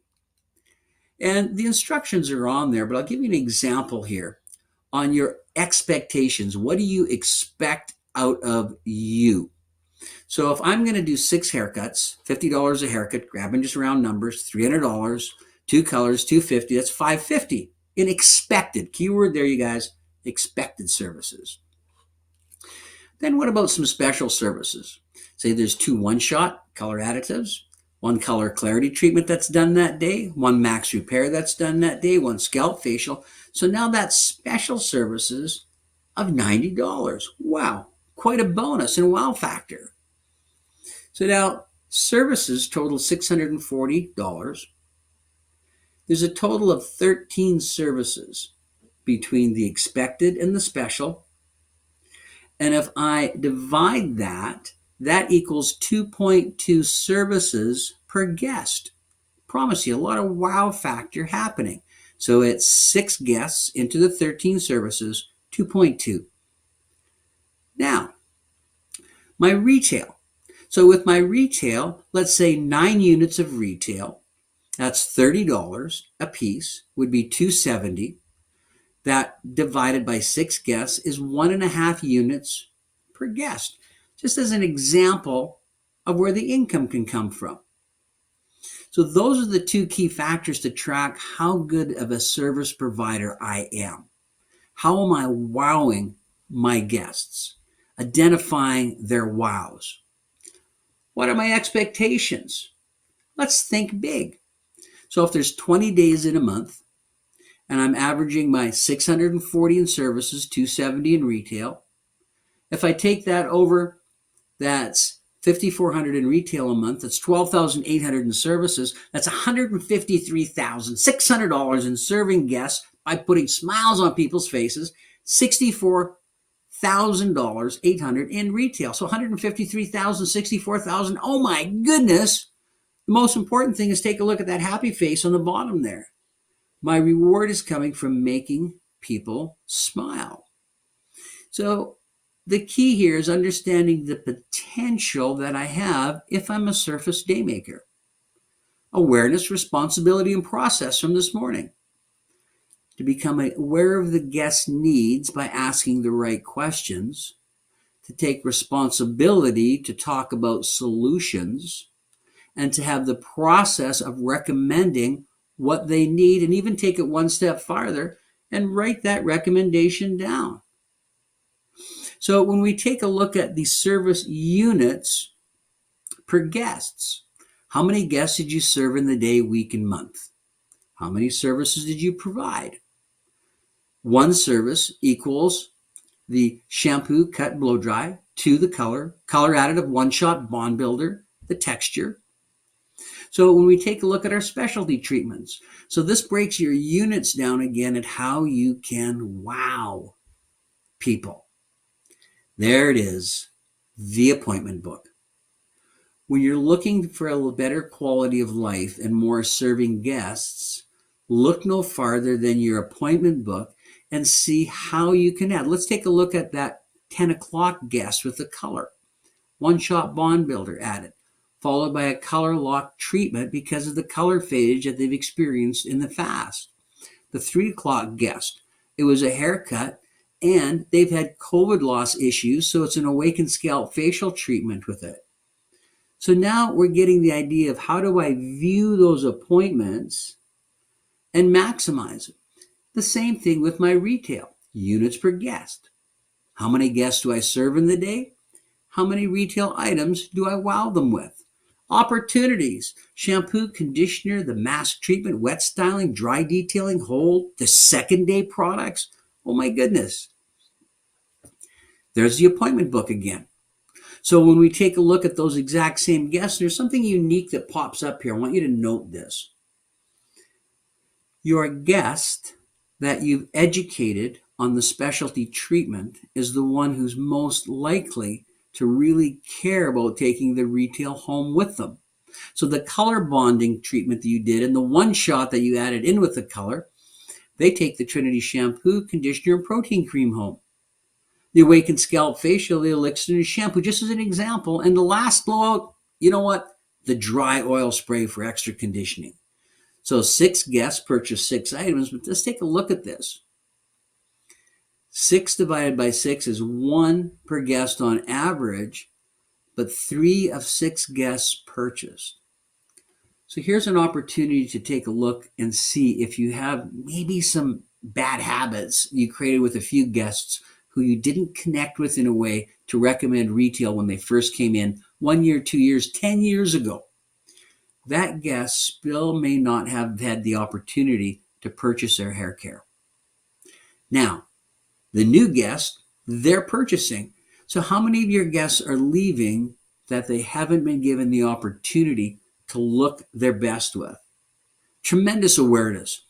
Sean, Lindsey, pop back on again, and let's just discuss on that personal finance, 3 opportunities to serve, and the thought process of service and retail per guest. And I see some ink going down fast. Lindsey, you're writing, so I'm going to go to Sean first. Oh man, Wayne, I just love analyzing this information. And when I wrote down here on my notes again, now I'm on page 7. Good thing I do have 4 pens here. When you talked about personal budget and you talked about long-term savings, emergency fund, and then building from there, what I really liked there was when you said your goals. What do I want? And what I wrote down then was, how do I plan to get it? And that relates again to our book, right? And whether we're a makeup artist, it doesn't matter who we are in this industry or quite honestly, what industry we're in. how do I plan on achieving it? And then what are my expectations? And I wrote down and circled and underlined, what are my expectations from myself? And it's amazing to me what my expectations of others can be once I set my own personal expectations first, right? What are my actions that will get the results I desire? So that was huge for me. Awesome. Lindsey. Well, I'm going to kind of play off of that and really relate this to numbers. And you had said in the savings account in that contingency fund, which sometimes becomes our fun money, that we need to have at least 3 months of bills. So let's say, I just want to make sure this is correct. I'm hearing you correctly. Is that if your monthly bills are $3,000, we definitely recommend to have around $9,000 in that contingency fund. Absolutely. So when you look at that, no matter if you're independent, you're a student, or you're in a commission-based salon, I'm going to go to commission first. That's where I came from. You're maybe working on, let's say, a 40% commission, and your salon is charging $25 for that treatment. So we'll relate this to treatments. That means your commission on that $25 treatment is $10, right? So sometimes I think of this as in your shoes as a stylist to go, well, that's not a lot of money. I could do a balayage or I could do hand weft extensions and make a lot more money. But these treatments, these services don't just lead to services, they lead to retail. So that $10 is, think of it as $1 per minute. And at Surface with our treatments, they're all primarily under 10 minutes of time and most 60 seconds now, right? I think we can all afford to put that treatment on our books. So when you think of going back to your savings account and you just relate it to treatments, that's only 300 treatments a year, 25 a month. I think we can all do that. So I just want to say that's why my pen was going, because my math brain was like, oh my gosh. I'm doing a timeout on here. I want to see if I heard you correctly. You said that after a year, if I'm doing one treatment a day based on that commission structure, that I've got a contingency fund. You have a start of a start. Yes, you have around $3,000. Yeah, it's a huge start, and everybody starts somewhere. Versus going, I wish I shoulda, coulda, woulda, when. The spot on it is so strong, you guys, and I'm so happy to share the potential of this, because I really want to raise the interest and connection level to the complete 5 keys before we go into it, because that's what it's about. And I'll also share with you where the 5 keys came from. It was 1985. It was the year after I represented Canada at Hair World, and Modern Salon Magazine did an interview with me. Basically, our salon in Saskatoon, we had opened with a staff of 3. Within 1 year, we had 10. Within 2 years, we were a team of 37 at that time. My entire energies was all towards the salon with it. And it wasn't that we cut, we colored, we textured better than the people down the street, but we had systems of wowing the guest. The interview, if I could do it again, I'd do it in a heartbeat, was termed The Naturals. It had a front page on it. And what I said was, the hairdressers who are the most successful, they're just the natural givers, because they can be working on a guest.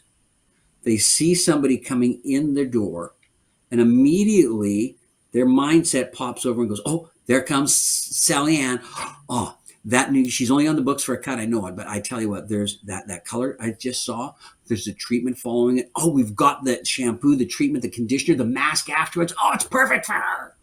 And when Sally Ann sits in my chair and it's like, man, I know you're only here for a haircut, but if you've got an extra 25 minutes, wow, do we have something for you? And it just, what happens?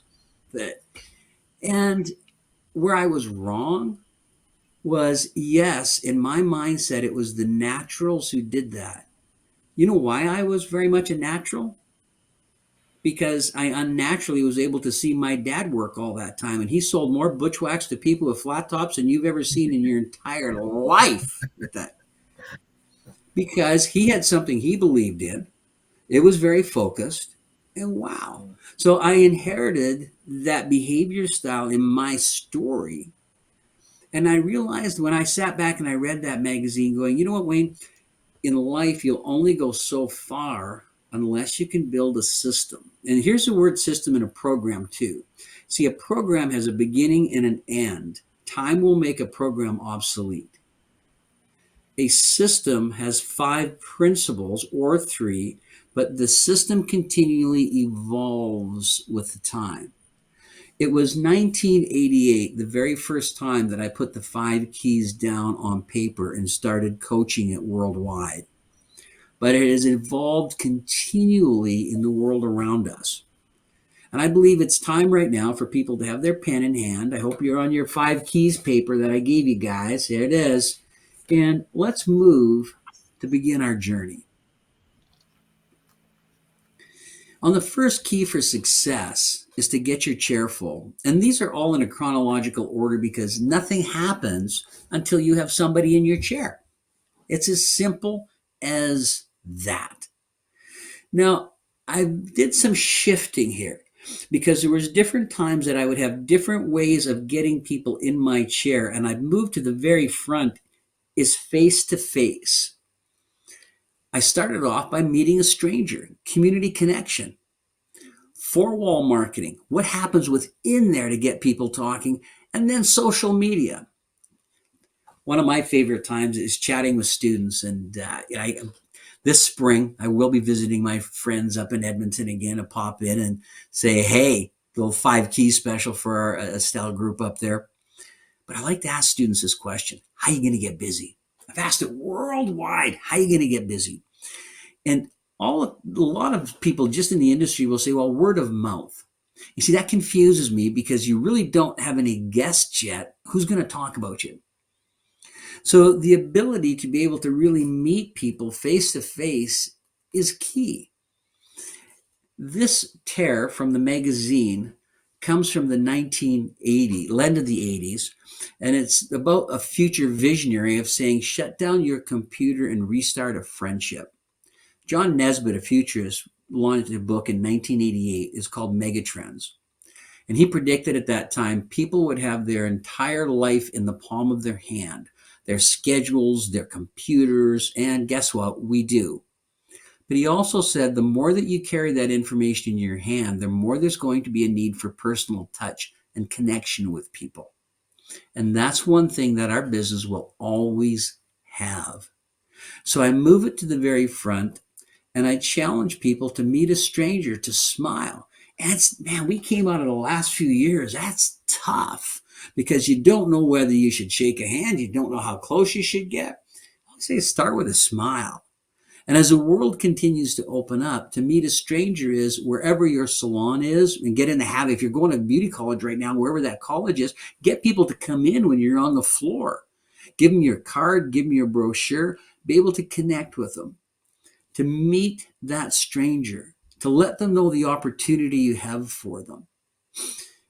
When you work with face to face, when they come into the salon, we have to be able to create that WOM fest. Word of mouth. And that's the engagement that really sets people apart. And we take a look at the front windows, and I'll ask as a salon owner, what do your windows say to people? How does it attract them to be able to come in? What type of a WOM fest is that putting forwards? So with that WOM fest, so when you are bringing people in, let me go back to number 1 here, and you connect with somebody, when they're visual of walking in your front door, seeing the outside of your salon, how does it connect? Let me give you some more ideas on connecting. One of the number 1 ways that I built my business behind the chair, when we opened those doors of Wayne's House of Style in 1978, was I joined a community group called the JCs. And it was a men's group that we would do different fundraisers and functions to raise money in the community to be able to support everything from new parks to being able to give back. One of the greatest experiences I know Deborah and I ever had is we were the chairs for the Special Olympics regionally that was held in our marketplace, and it was such a rewarding thing. But we got to meet people, and the more I connected within that community, the more we would meet. In Saskatoon, being involved in fashion shows, meeting people, connecting, getting that buzz out there, and then making sure when people come to the salon, they've got that visual to connect. Four-wall marketing, being able to walk into the salon, do they see that you stand for something? So when they walk in, they see the commitment level here that the salon has to surface, to the specific families of need, the commitment that they have to the holiday. Again, people know that their holiday shopping can be filled at the salon. Got an idea for you. Got your pen handy again? Write this one down. You're going to be talking about the holidays soon, or you're probably talking about the holidays already. How about if you offer to help with their holiday shopping? Sally, I'd love to help you with your holiday shopping. You know, I've even got a pen, paper for you here. If you write down some people you're thinking of, also put a note on what type of hair they have, and I can do a specific recommendation. So now it's becoming specific for their needs. Social media. Oh my goodness, it was hard for me to put this order together because social media now is so important as well, because as soon as you meet that new person, you go and you buy a shirt from somebody. And you know what? You're brave. And you go, you know what? Sam, I really enjoyed meeting you today. Thank you so much for the way that you helped me with my shirt. I know I'm going to love it. And by the way, I'm a stylist at Vision Salon and Spa in town. And here's my business card. Just by our connection today, I'd love to be able to have the opportunity to serve you too. Click.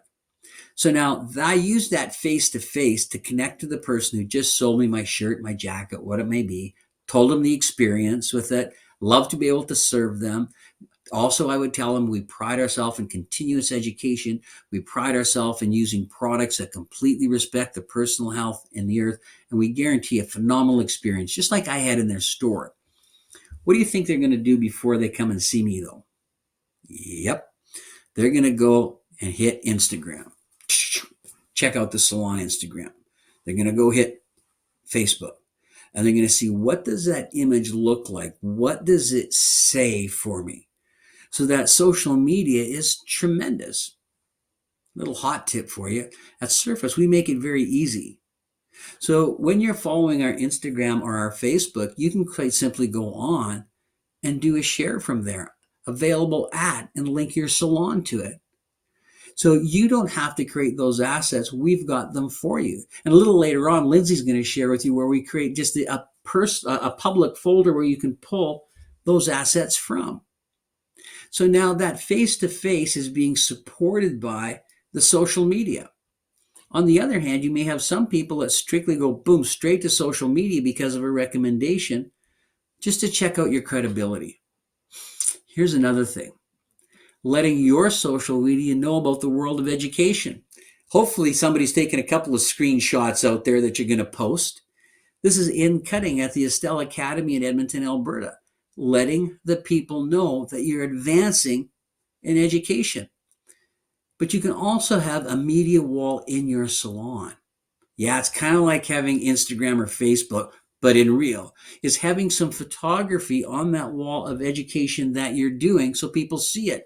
Man, what did this make my day when Sean sent it? This is Shelley, one of the sales consultants from the upstate New York marketplace. Look at the certificates of Bosse's College in Birmingham, New York. Letting the world know. Yes, use social media to push that out there, but also walking into the college and seeing that. What kind of a wow factor? People are going to talk. And what do we want? We want that referral. Here's the next thing I ask you to consider. And I just love walking on social media and seeing so many of your great posts and such because you're tagging Surface in it. I want you to think of building your salon Facebook and Instagram guest book. So be sure that when you're taking that before and after picture, when you're doing the color and you're putting your pure color to it, if you're doing the Trinity color bond or whatever it may be, make sure you're tagging your guest and tell them that, you bet you their friends are a lot like there and you'd love to see them in the salon, and ask them to tag their friends and family. So what's happening now is you're using that image posting it, but you're asking the guest then to tag it and push it beyond. They become your walking advertisement. When it comes to hard copy advertising, I'm not a big fan of it in the general area of our industry because it's that traditional paper, the radio, the TV, the billboard, and usually we don't have the financial budget to really make an impact. Where I do say exceptions is if you've got the windows of your salon, as you saw, or you saw the back area of a salon that you can have more of a permanent type fixture in billboarding. The first one we had here, and I'm going to bring Sean and Lindsey back for discussion. We'll throw lots of ideas again on getting your chair full and see what the ideas we can share with the people or what caught your attention. Guys, come back on. Hey, Wayne. Sean, start with you, man. Oh man, Wayne, getting our chair full, getting our book full. What I love that you shared is that sometimes we have to reevaluate in terms of the order of importance, so do you say? But change is a constant. We know that now, right? And so we have to reinvent. We have to adjust. We have to go back to our social media and see if it's still sharing the message that we want it to share today. We have to go back to our four-wall marketing, our retail space, our take-home area, our treatment menus. Where are they posted and why? And really ask ourselves, is it time to reinvent? Is it time to change a little bit? And that's what I really want all of us to take away from that segment, amongst other things, of course. And Sean, with that, we're taking that away. We take a look at what stage we are in our industry. Am I new and just getting going? How aggressive do I have to get out there? I was working with a college in the United States visiting, and one of the young girls, she came up and she was basically, in tears, and she had built the most amazing Facebook page and Instagram page, but she's had no one come and see her. And I said, well, have you introduced yourself to the person you had coffee with? No. Did you introduce yourself to the last restaurant you went to? No. And so she thought that her phone was going to do everything for her with it. So it's evaluating that, you know what, I'm a person. I've got real hands. I have a real voice. You have to hear me with that. Lindsey, what do you got for us?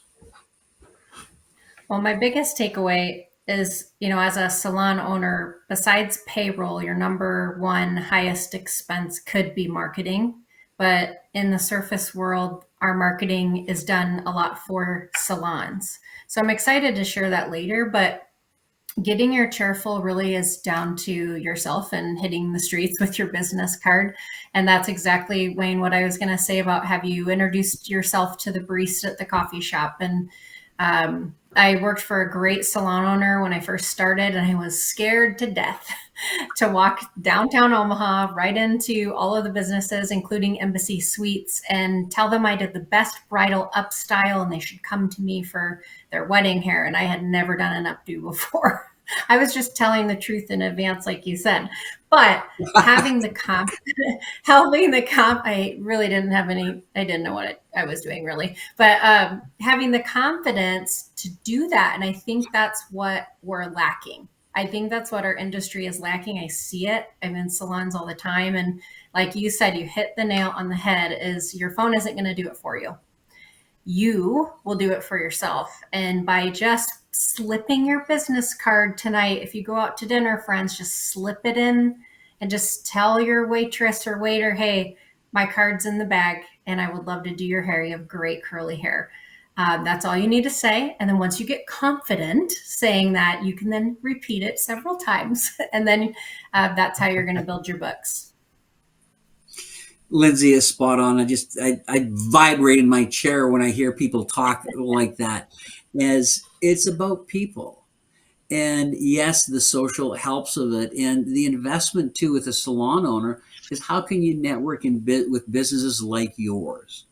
So if you are, say, in an upscale base and you are very connected with surface and respecting personal health and the earth, is there a health food store? Is there someone in the fashion world that mirrors your values that you can connect with and share signs in each other's businesses? is just keeping those ideas going with like-minded people is so amazing. So number one, get out of your way and let yourself go through and meet a stranger. Let's go see what key number two is all about here, guys. Here's that mindset again. With communicating effectively, it's the confidence and attitude of belief. And we take a look at fixed and growth. See, that fixed mindset believes that intelligence and talent are both fixed at birth. When you were born, baby, that's what you got, and that's it. I'm here to tell you it's not true, because you can have a growth mindset and realize that you can have the intelligence and talent to go up or down. And let's just take it up.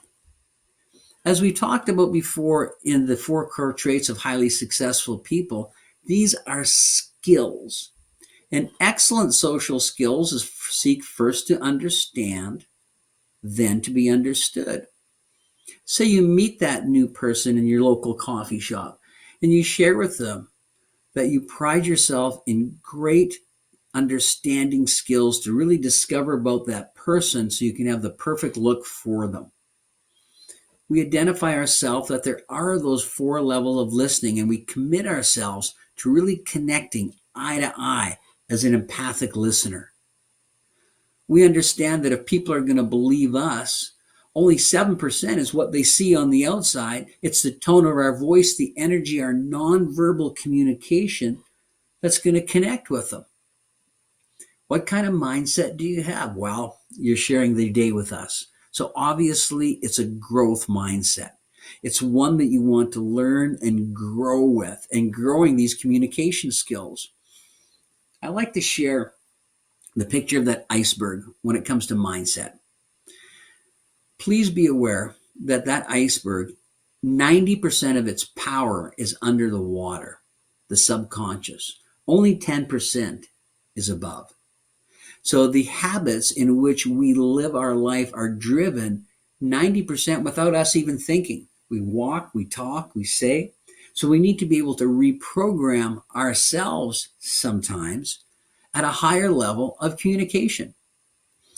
And the example that I use, rather than a lot of just definite words to it, is I shared this back from, golly gee, it's about 8 years ago now.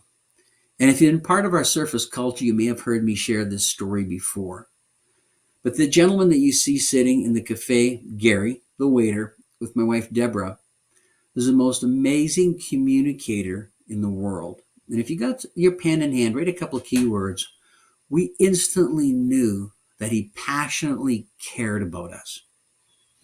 This gentleman in his early 70s with that white shirt and that crisp black tie and that amazing face. The moment that Deborah and I walked into the restaurant, the first thing that he shared with us was, I'm so honored to be able to have you come and see us today, and I can't wait to be able to serve you. I promise that this is going to be one of the best dinner experiences you've ever had. And this was a nice restaurant in the New York hotel, but more of an average base. And Deborah and I are just, wow, we had a long day at work at a seminar there. We sat down. The first thing he said was, before we get things going, I'll get you a nice fresh glass of water. Mike will be over to pour that for you in just a second. But I want you to know something. When you're looking at the menu, if you see something that's not on there, don't be scared to ask, because we'll do whatever we can to make it perfect for you. And he said, I want you to know also that all of our local produce is all sourced locally, and we pride ourselves in working completely sustainable to the environment. We're like, wow. Now here's something to learn about teamwork. Unfortunately, our water wasn't poured right away. And Gary came right over and he apologized when he saw that happening. He goes, well, I tell you what, we had a couple of our support servers that were ill today, and the gentleman that's serving you is also covering a part of the other restaurant. Didn't throw him under the table. He came and he poured our water. And he said, well, before I tell you about some of the dishes tonight, I do want to share with you, if you enjoy wine, and of course, well, yes, we do, says that we do have a bottle of 2012 Decorin Cabernet that's still left here. This is back a few years ago, so it wasn't as rare as it is now. It became my favorite wine. He said, I want you to know that that was the perfect year for grapes in Napa for Cab Sav. The heat was a perfect temperature throughout the entire year, and their picking season was perfect for them. If you enjoy your wines, I know you would love it. And if you want, I can hold it aside for you just for a little bit here. But our other wines in the menu are quite good too. I said, you know what? We worked hard today. We're spoiling ourselves. We'll take it. Cool. Well, we'll take the dining experience. Always had a smile. It was amazing. Popped over, and the first thing he said is, even before you order your appetizer, the chef made something special for you. Complimentary. The little appy was just amazing. Wow. What an experience. Well, it was about 2 hours later. Deborah and I are smiling. And yes, it's the only waiter in the world I ever asked to sit down so I could take a picture beside. And he comes, I hope your dining experience has been wonderful. We said, I tell you what, it has been. And he says, well, you've had a great dinner, but we do have the most amazing creme brulee. You may want to share one. Let me share with you about it. Watch the education he provides.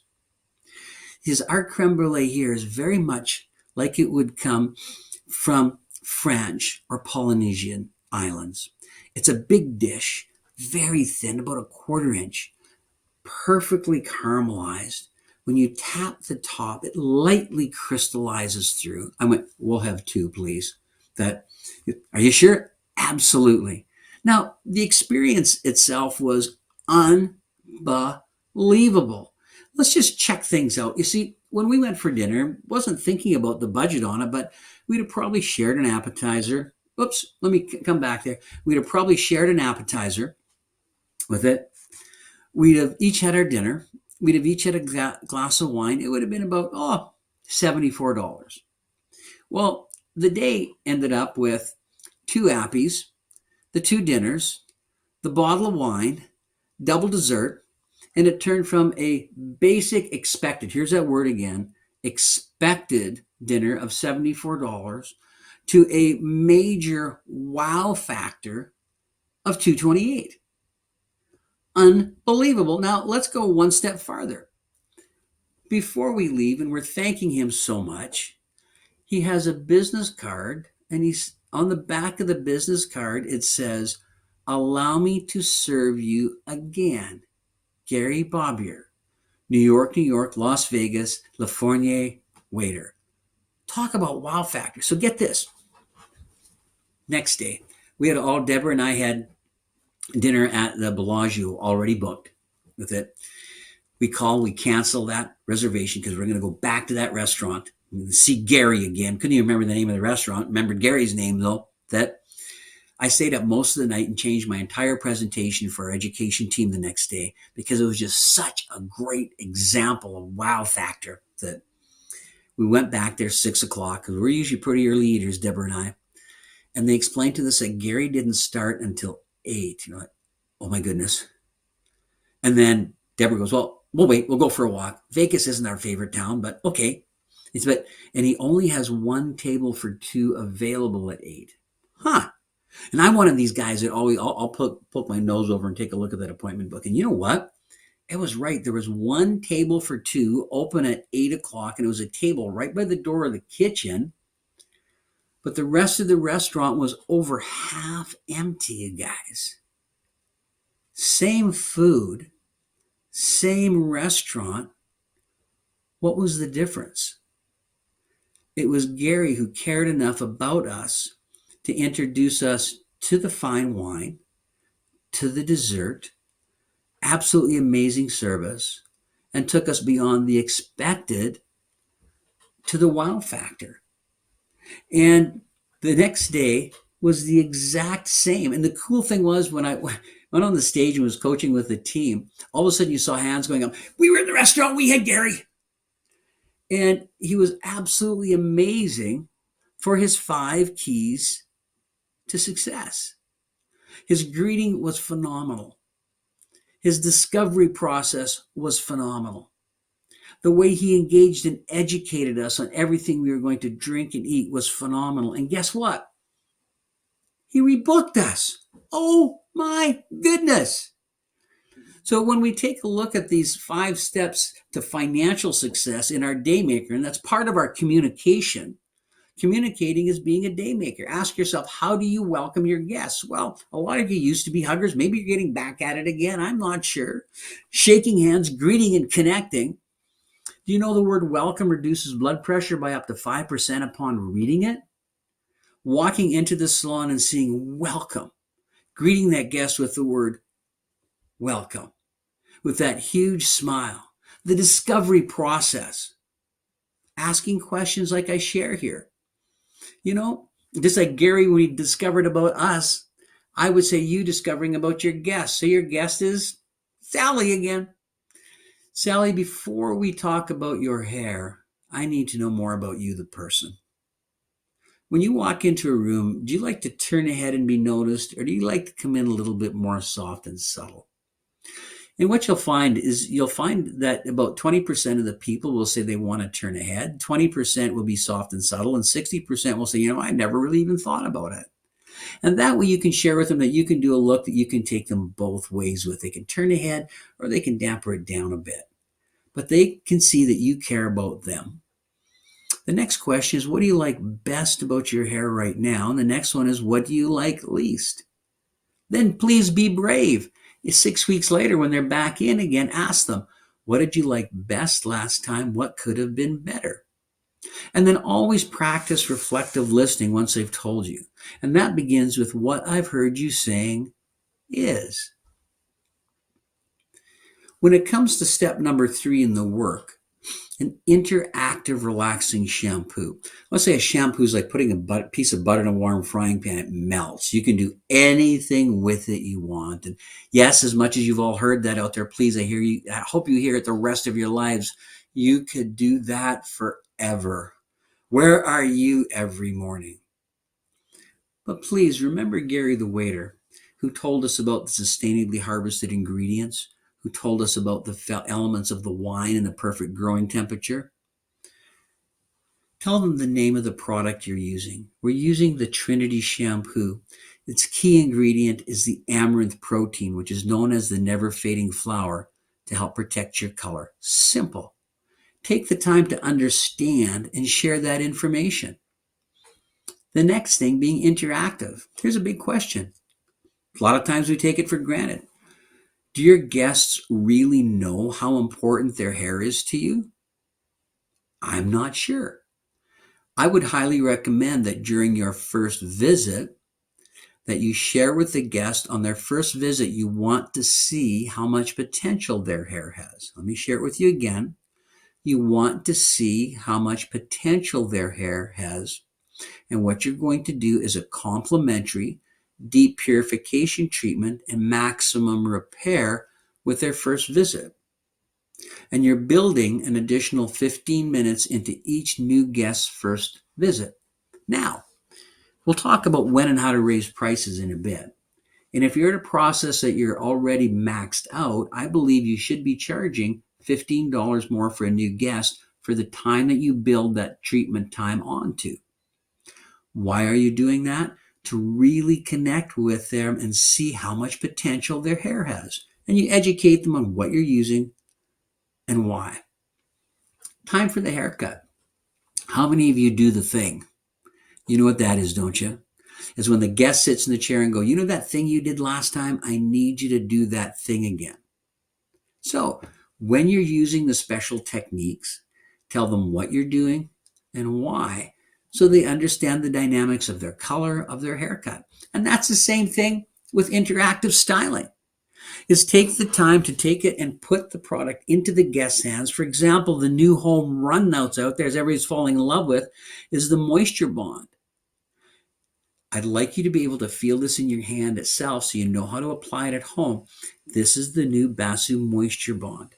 It's going to deliver a beautiful penetrating moisture into the hair and bond to the hair, having immediate shine, moisture, and detangling. And then they put it onto the hair. And then when you set the product down again, always set it on the station with the label facing the guest. When you take a look at that station, keep it organized, keep it focused, and make sure that you always take at least a minute to clean it for every guest of the day to look like it did for the very first guest of your day all the time. Here's the next thing that I learned from my dad. He would pick up his mirror and he would show every single guest their haircut, but only after he cleaned it. After every haircut, Dad would pick up his mirror, mist it with water, wipe it nice and clean, step back, and then it's a you can see.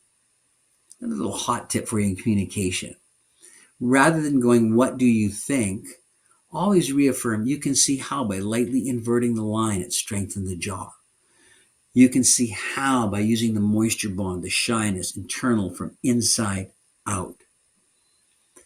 And then let's review our experience. Cape is still on the guest, and you explain what we began with at the sink today as we used shampoo, the conditioner. This is the styling regime that we used for you. And the magical 6 words.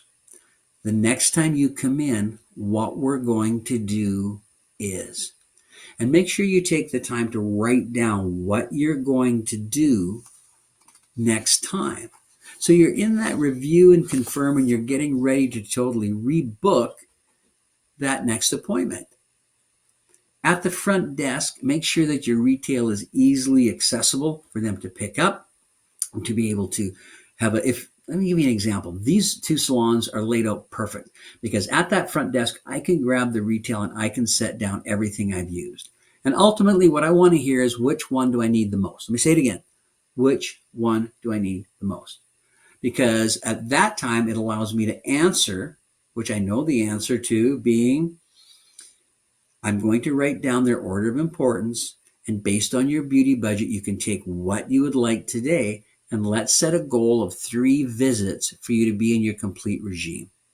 So that would mean after a complete 4 visits, you would have their total system all in place for them.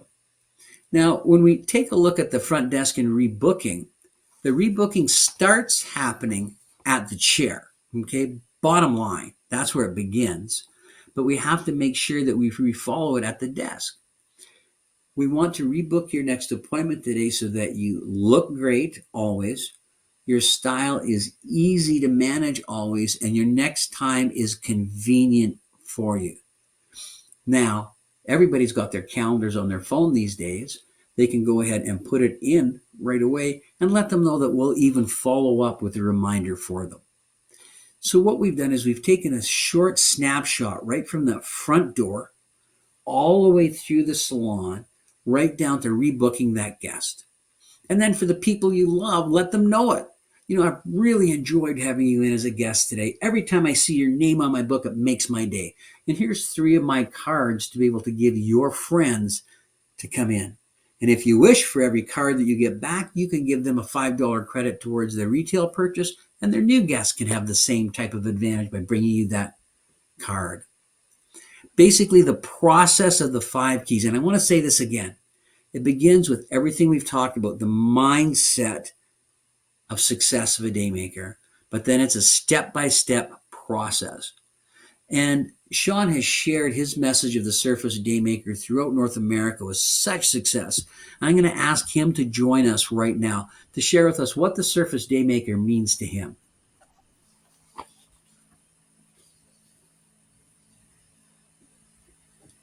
Hey, Wayne.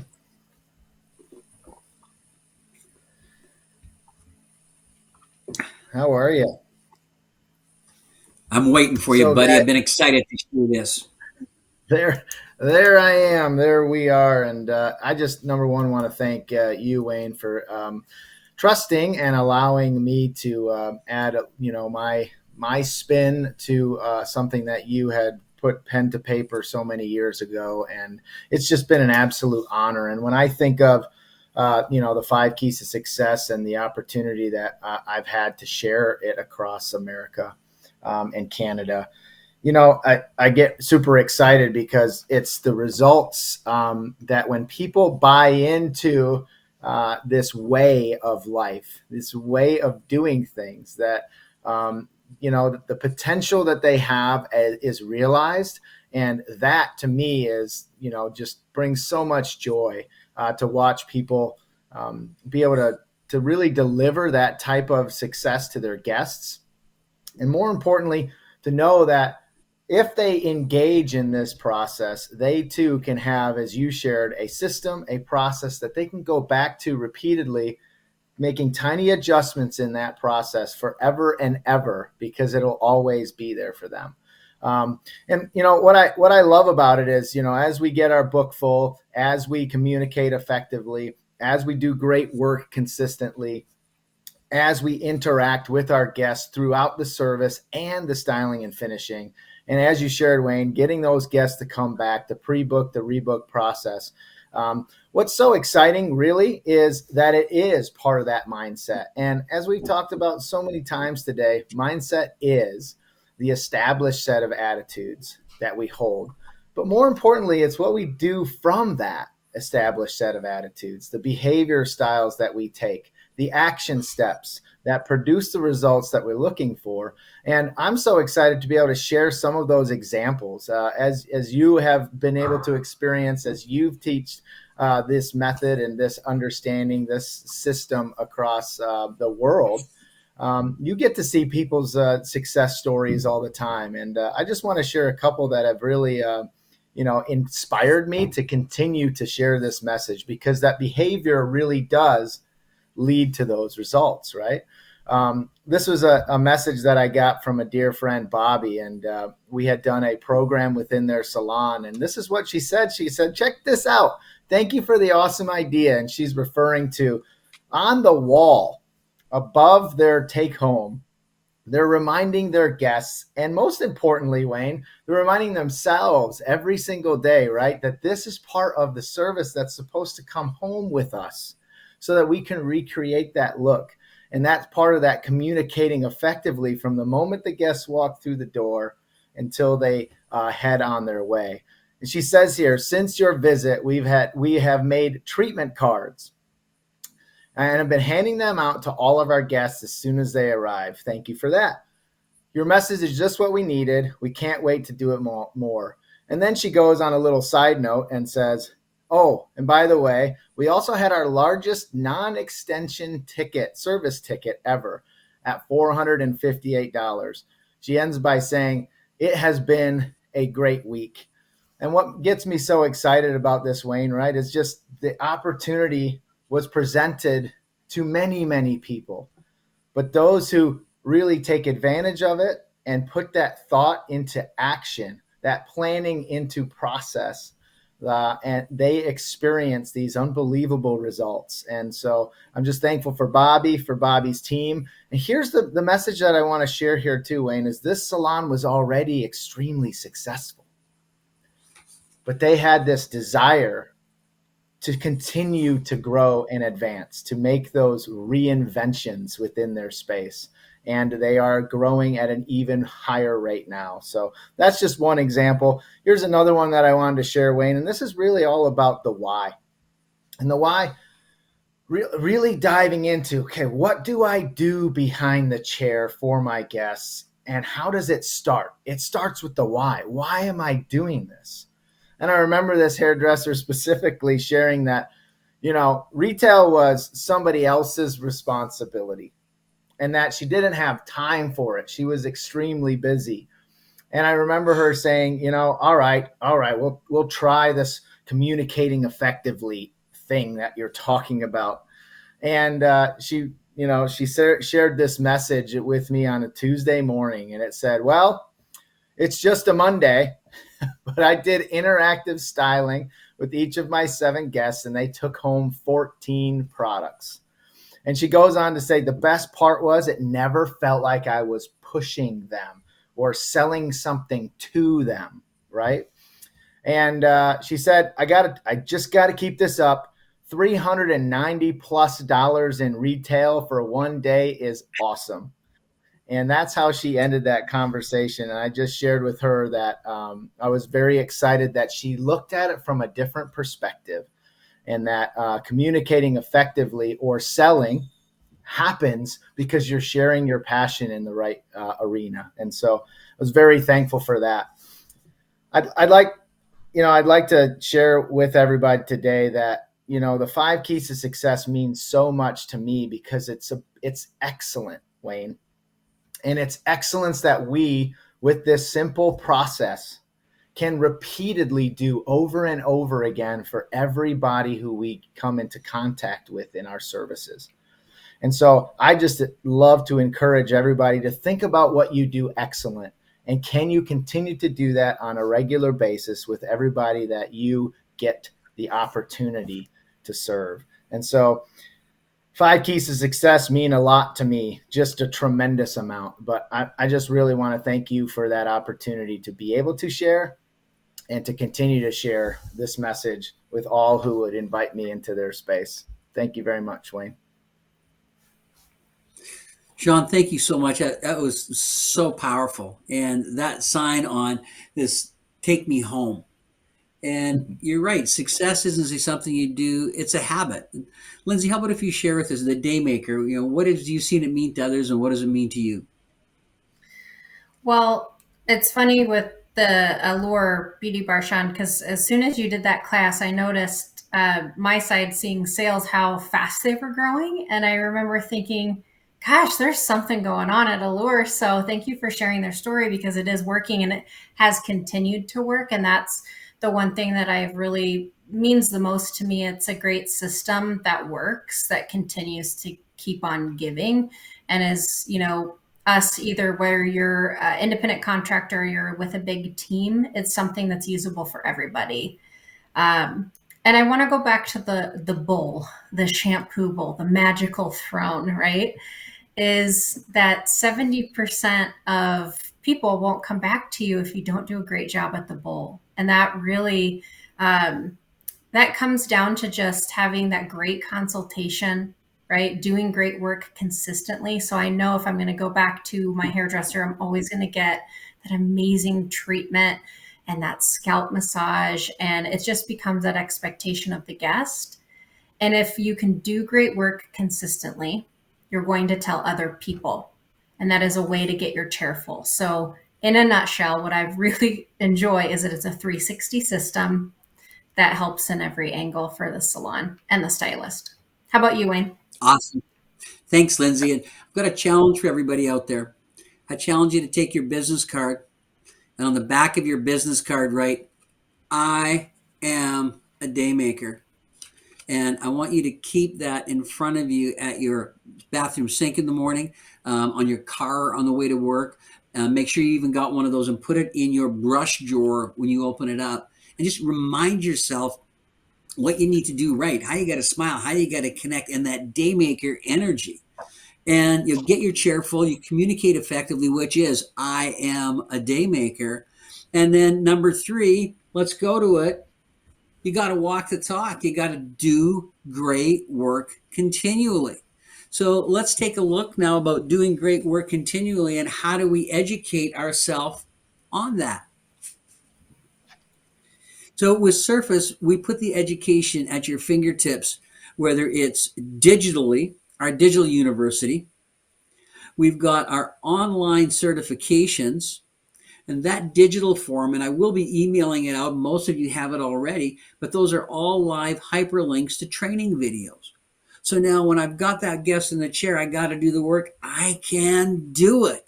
And then my live and virtual, and I want to make sure you understand this. What live virtual is there's a real live person on a camera somewhere else that is presenting to you, someone in a chat room answering questions as you're watching. So we've got that right at your fingertips. And on one of the pages that I printed for you, you will actually see the 2 QR codes. And the one QR code is to the Surface digital information, which lives on Vimeo, over 300 training videos. But the other one is our live virtual that shows you the upcoming education. So when we're grasping this, the live part, I'm so excited to have all the offerings for the salon. It's a matter of building that education plan. And that's a key word too, is what that plan looks like. Thought number 1, you have a new team member that comes into your salon. We have an actual learning guide that you can go through step-by-step learning and then become certified right there to make sure that they've got that at their fingertips. Then the virtual classroom, this is all the first half of next year already. It's all there waiting for you. Do I want to learn more about Awaken? Is it want to learn more about pure color? Is it more of an overall naturally surface? Many times people will say, oh, we do tons of education. I always grin. Let me see your plan. Well, really don't have a plan. Like if you lifted up your phone and you showed me, do you have education times blocked into it? And I highly recommend that you build that complete support education base and to do great work continually. And I'm doing my little timeout here on this one just for a second. System based. I had been very successful as a stylist, but as my business grew, I realized that if I was going to master my craft, I needed a system. Cutting. There's 5 core haircuts. Some of you are going to cut with me this afternoon later on. I'm very excited about that. But I want to be able to replicate my look. How many times has a guest ever sat down in a stylist's chair and said, you know what, that last haircut you did was absolutely perfect. That's exactly what I want again. And the stylist's heart pounds with fear because they can't even remember who that individual is. Well, in raising the bar, when I take a look at a guest card, if it has one of the names of the core haircuts or an exaggeration on it into a trend, it gives me confidence to know that I have a system that I can duplicate that work with. Doing great work continually means that I have to be able to be brave and say, you know what, I'm not a free-form stylist. I can create anything and personalize it for you because I have a core system that I actually grow from. To be able to have that fundamental system, and I say there's only 5 haircuts in the world.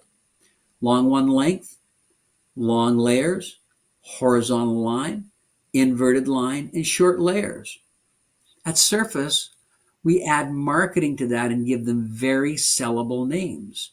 The Edge, Freedom, Windswept, Front and Center, and the Crop. The other thing that's very key that we've launched in the last 2 years is our Surface Insider program. And the Insider program comes without a commitment to becoming an actual educator, but it comes with the passion to want to know much more about Surface. So for example, on November 28th from 10 to 11:30, they learn naturally Surface. From 12 to 1:30, the treatments. 2 to 2:30, intro to pure color. And 4 to 5, more about the Daymaker and social media maximizing. These individuals are kept connected on a monthly basis. They have access to advanced education with it to really become the insider and support within individual salons. And if you want to know more, you can email education@surfacehair.com or talk to your salon growth manager. Doing great work continually is much more than just with your hands as a stylist. It's about business. And the business expertise, there's nobody finer to share that with you than Lindsey Curtis. Lindsey, I'm going to put this into your hands to share with them about the business commitment in planning. All right. So doing great work consistently is the plan. And what I'm going to share with you is our salon planner and some ideas on how to really start strong next year. So when you look inside of our salon planner, there are 3 key areas to be aware of. Number 1 is our new launches, what's coming. That's always exciting, right? And then what is our feature promotion? What's that focus that we're going to have in the salon? Whether that's scalp facials with Awaken for hair loss season, to frizzy season with curls, to beautiful wedding hair with blowout. And then, of course, our other promotions. We want to make sure that you have everything at your fingertips and you're well aware of what all things are happening at Surface via promotions so you can build a great plan. So we won't go through step by step today. Just want to point out some key areas on that snapshot. So when we look at some new launches that are coming, we have the Awaken Scalp Detox. I can't wait to share with you here in a minute. That's going to be launching in February to our Curls Cleansing Cream and Curls Oil Gel March and April launch. And you guys, it smells absolutely fantastic. I just got some samples in the mail yesterday and I had to try it. It's wonderful. Works perfectly. And then I've gotten to play with our new pearlescent toners. That's coming in May and June. And I have to tell you, the best level 10s for color retention for toning on the planet. So be on the lookout for more information. Now, what do you do with this? How do you get started? And how do you put it into action? So what you see on the screen is called a salon roadmap. And there's 4 quadrants with a purpose. So the first quadrant is service. The second is retail. The third is stylist development. And the fourth is business development. And with the salon planner, how can you fill in those quadrants to help build the salon? So here's a great example. Now, this is maximizing it. And this is actually a screenshot from the planner. So this isn't something you would take and put everything on, right? But these are all of the potential options from services. Example, we know that our number one focus for retail is going to be for scalp therapy. So awaken. So why not build in those scalp facials to your services in January and February? Also, we know we have a few new stylists in the salon, or maybe you've already taken the certification online. It's okay to take it again. Did you know you could take it twice? So you may relearn something you didn't know or learn it for the first time. So plug that in on your roadmap. And then like Wayne said, for the business development section, that is where you can pre-schedule. Now, I know many of you are out there watching with your teams. What if you incorporated some of these virtual classes that are happening live inside of your staff meetings? So you can build your staff meetings around these and watch it together. We had a sales consultant, Delta, and a salon in Norfolk, Mirage Salon and Spa, that incorporated this last year for their stylists. So Jamie and Delta brought in pizza and did a staff meeting in the back.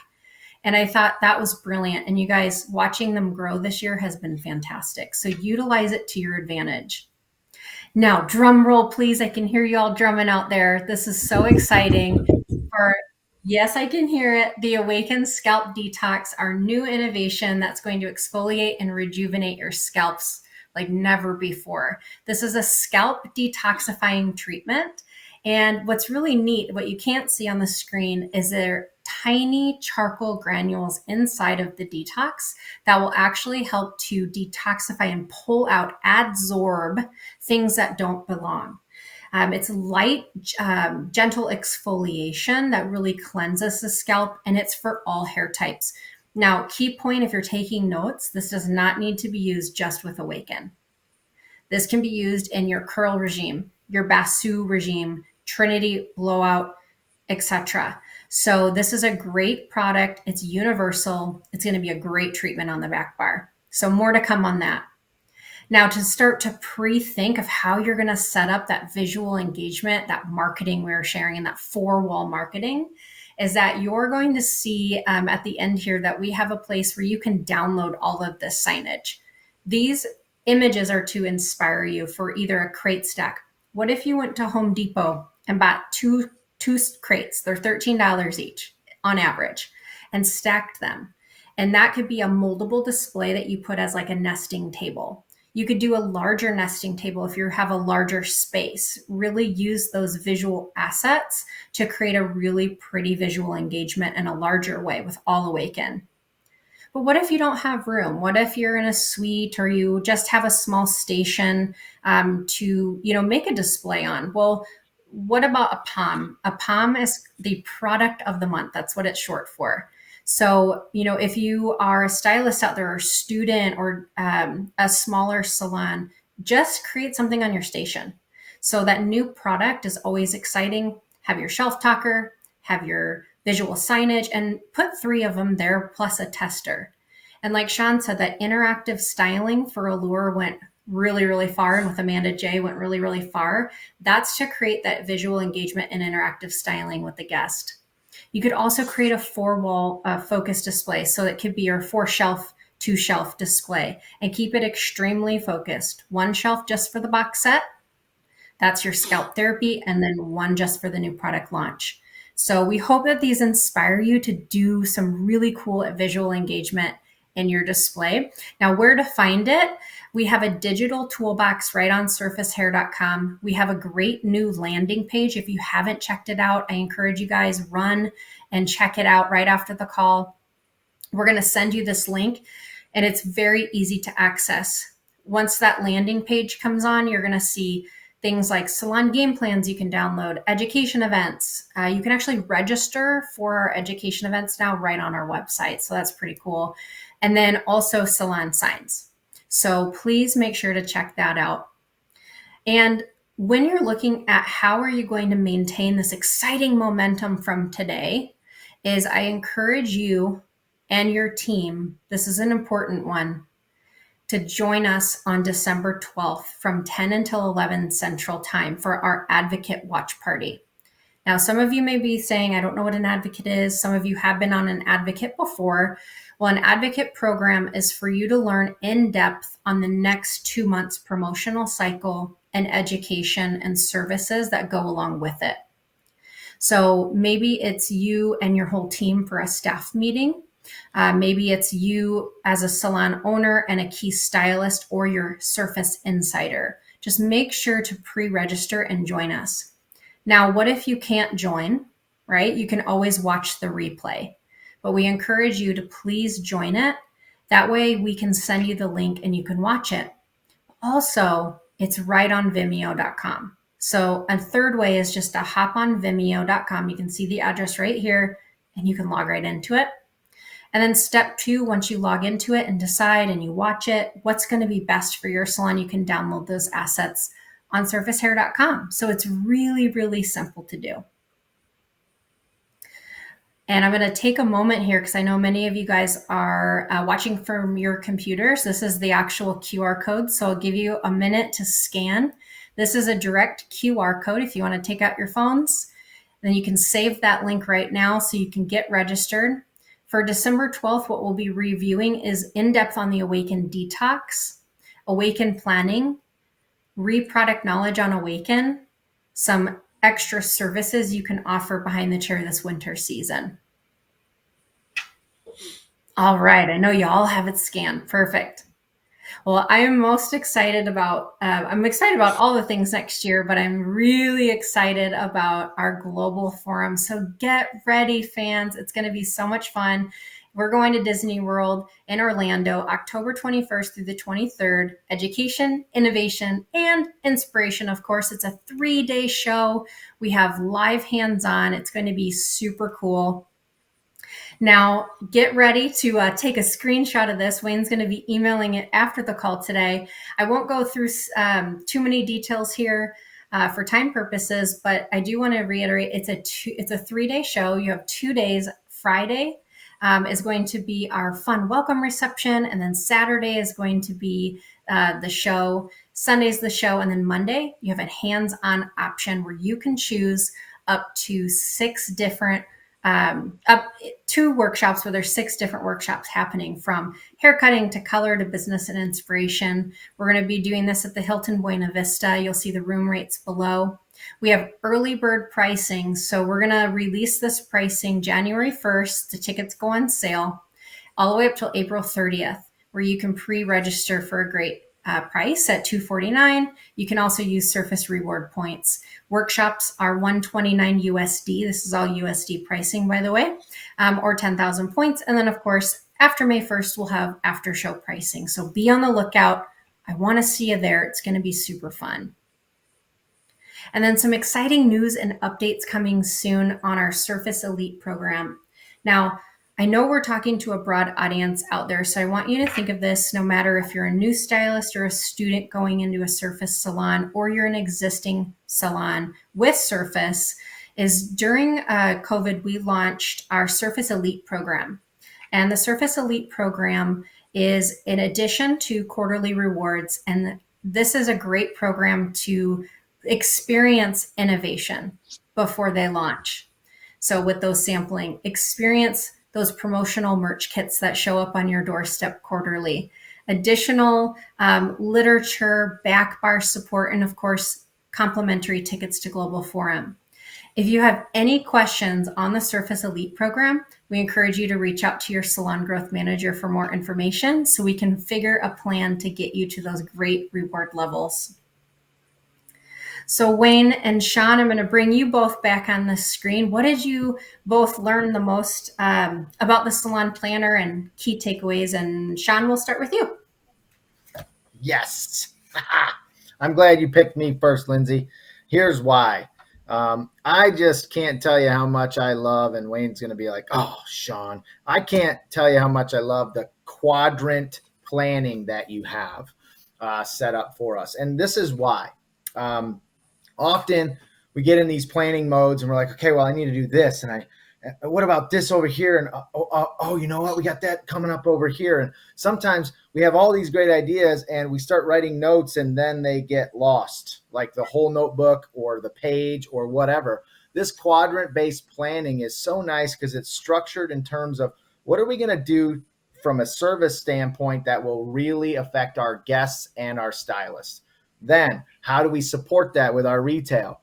Well, we probably have to have some education for our stylists in order to do that most effectively and to launch it in the right manner. And then how does that serve from the business development standpoint? Do we have any incentives set up? How will this help us from a profitability standpoint? And like you said, it does not matter. Hear me loud and clear, friends. It does not matter if you are one stylist with one chair or 1,000 million chairs in a giant warehouse. This process, as Wayne has shared from the moment we got on today, it's a process that works consistently and continually.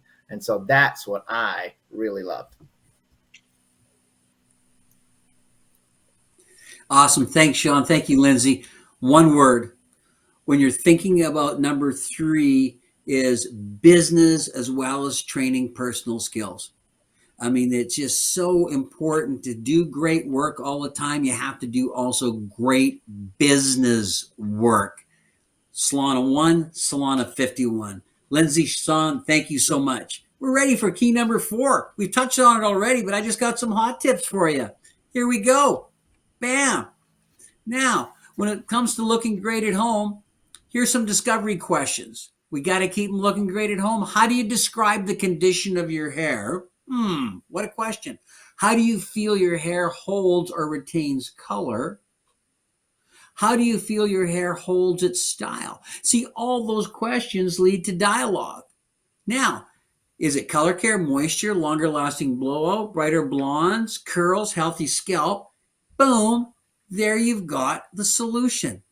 And we can see that being a better business person, that advocate program that Lindsey was sharing with you, oh my goodness, we're always providing that information. When you're asking the right question, you can have confidence in having the right solution. The next place in looking great at home, and Lindsey provided so many great pictures of nesting tables so that your visuals in the salon support your message. And then, yes, social awareness, making sure that you're using our assets, which Lindsey gave you the address to support that. And wow, what about a new guest returning? We think about bringing all those people in. If a new guest comes and sits in your chair and does not take a retail product home, on average, there's a 3% chance they come back. If they purchase one product, that means you've cared enough to identify a need and built a rapport with them, a 30% return ratio. 2 products, 60%. 3 products, 90%. And I'll make this real relative. Think about this. What if every single person who ever sat in your chair came back to your chair? Oh, wow. Okay, your little voice goes, there's a few you didn't want. But I tell you what, I know you loved a lot of them. Where did they go and what could have you done to lock them in? And looking great at home is an absolute key for that. Now, in takeaways from Gary, I'm going to move beyond that right now because I'm going to keep the group together for the next one here, is because that's your wow retention. In keeping people coming back. A guest book 6 days a week, 30 guests in a week. If I've got that 5-week rebooking, I've got 150 guests for a full book. 6 guests a day. That's an average day with the color world we're doing right now.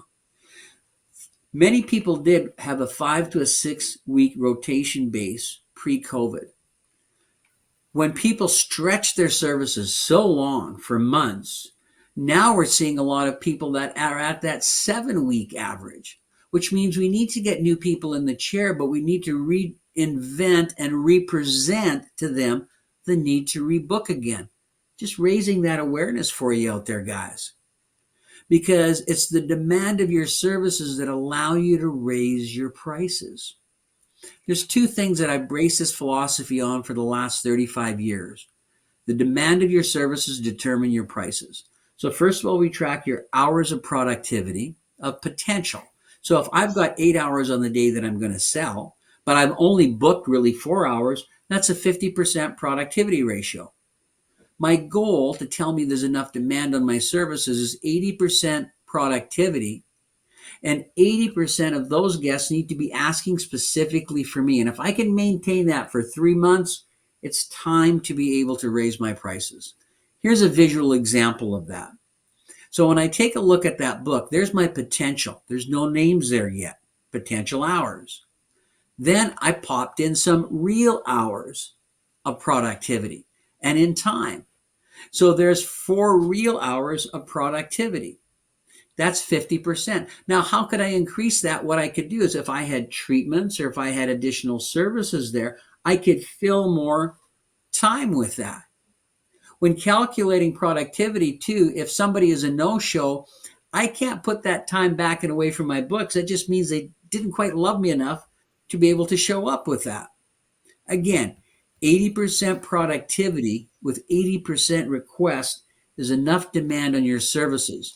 If you're at a $50 haircut price or lower, I say you can do by 10%. If it's above 50, 5%. And please let your people know 6 weeks out.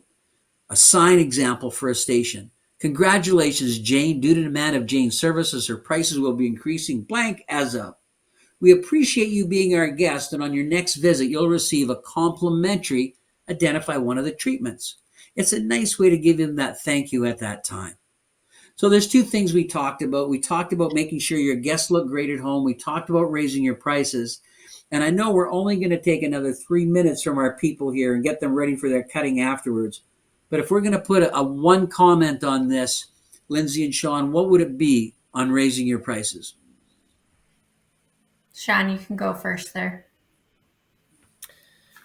Wayne, to me, it really is, do you want a better work-life balance?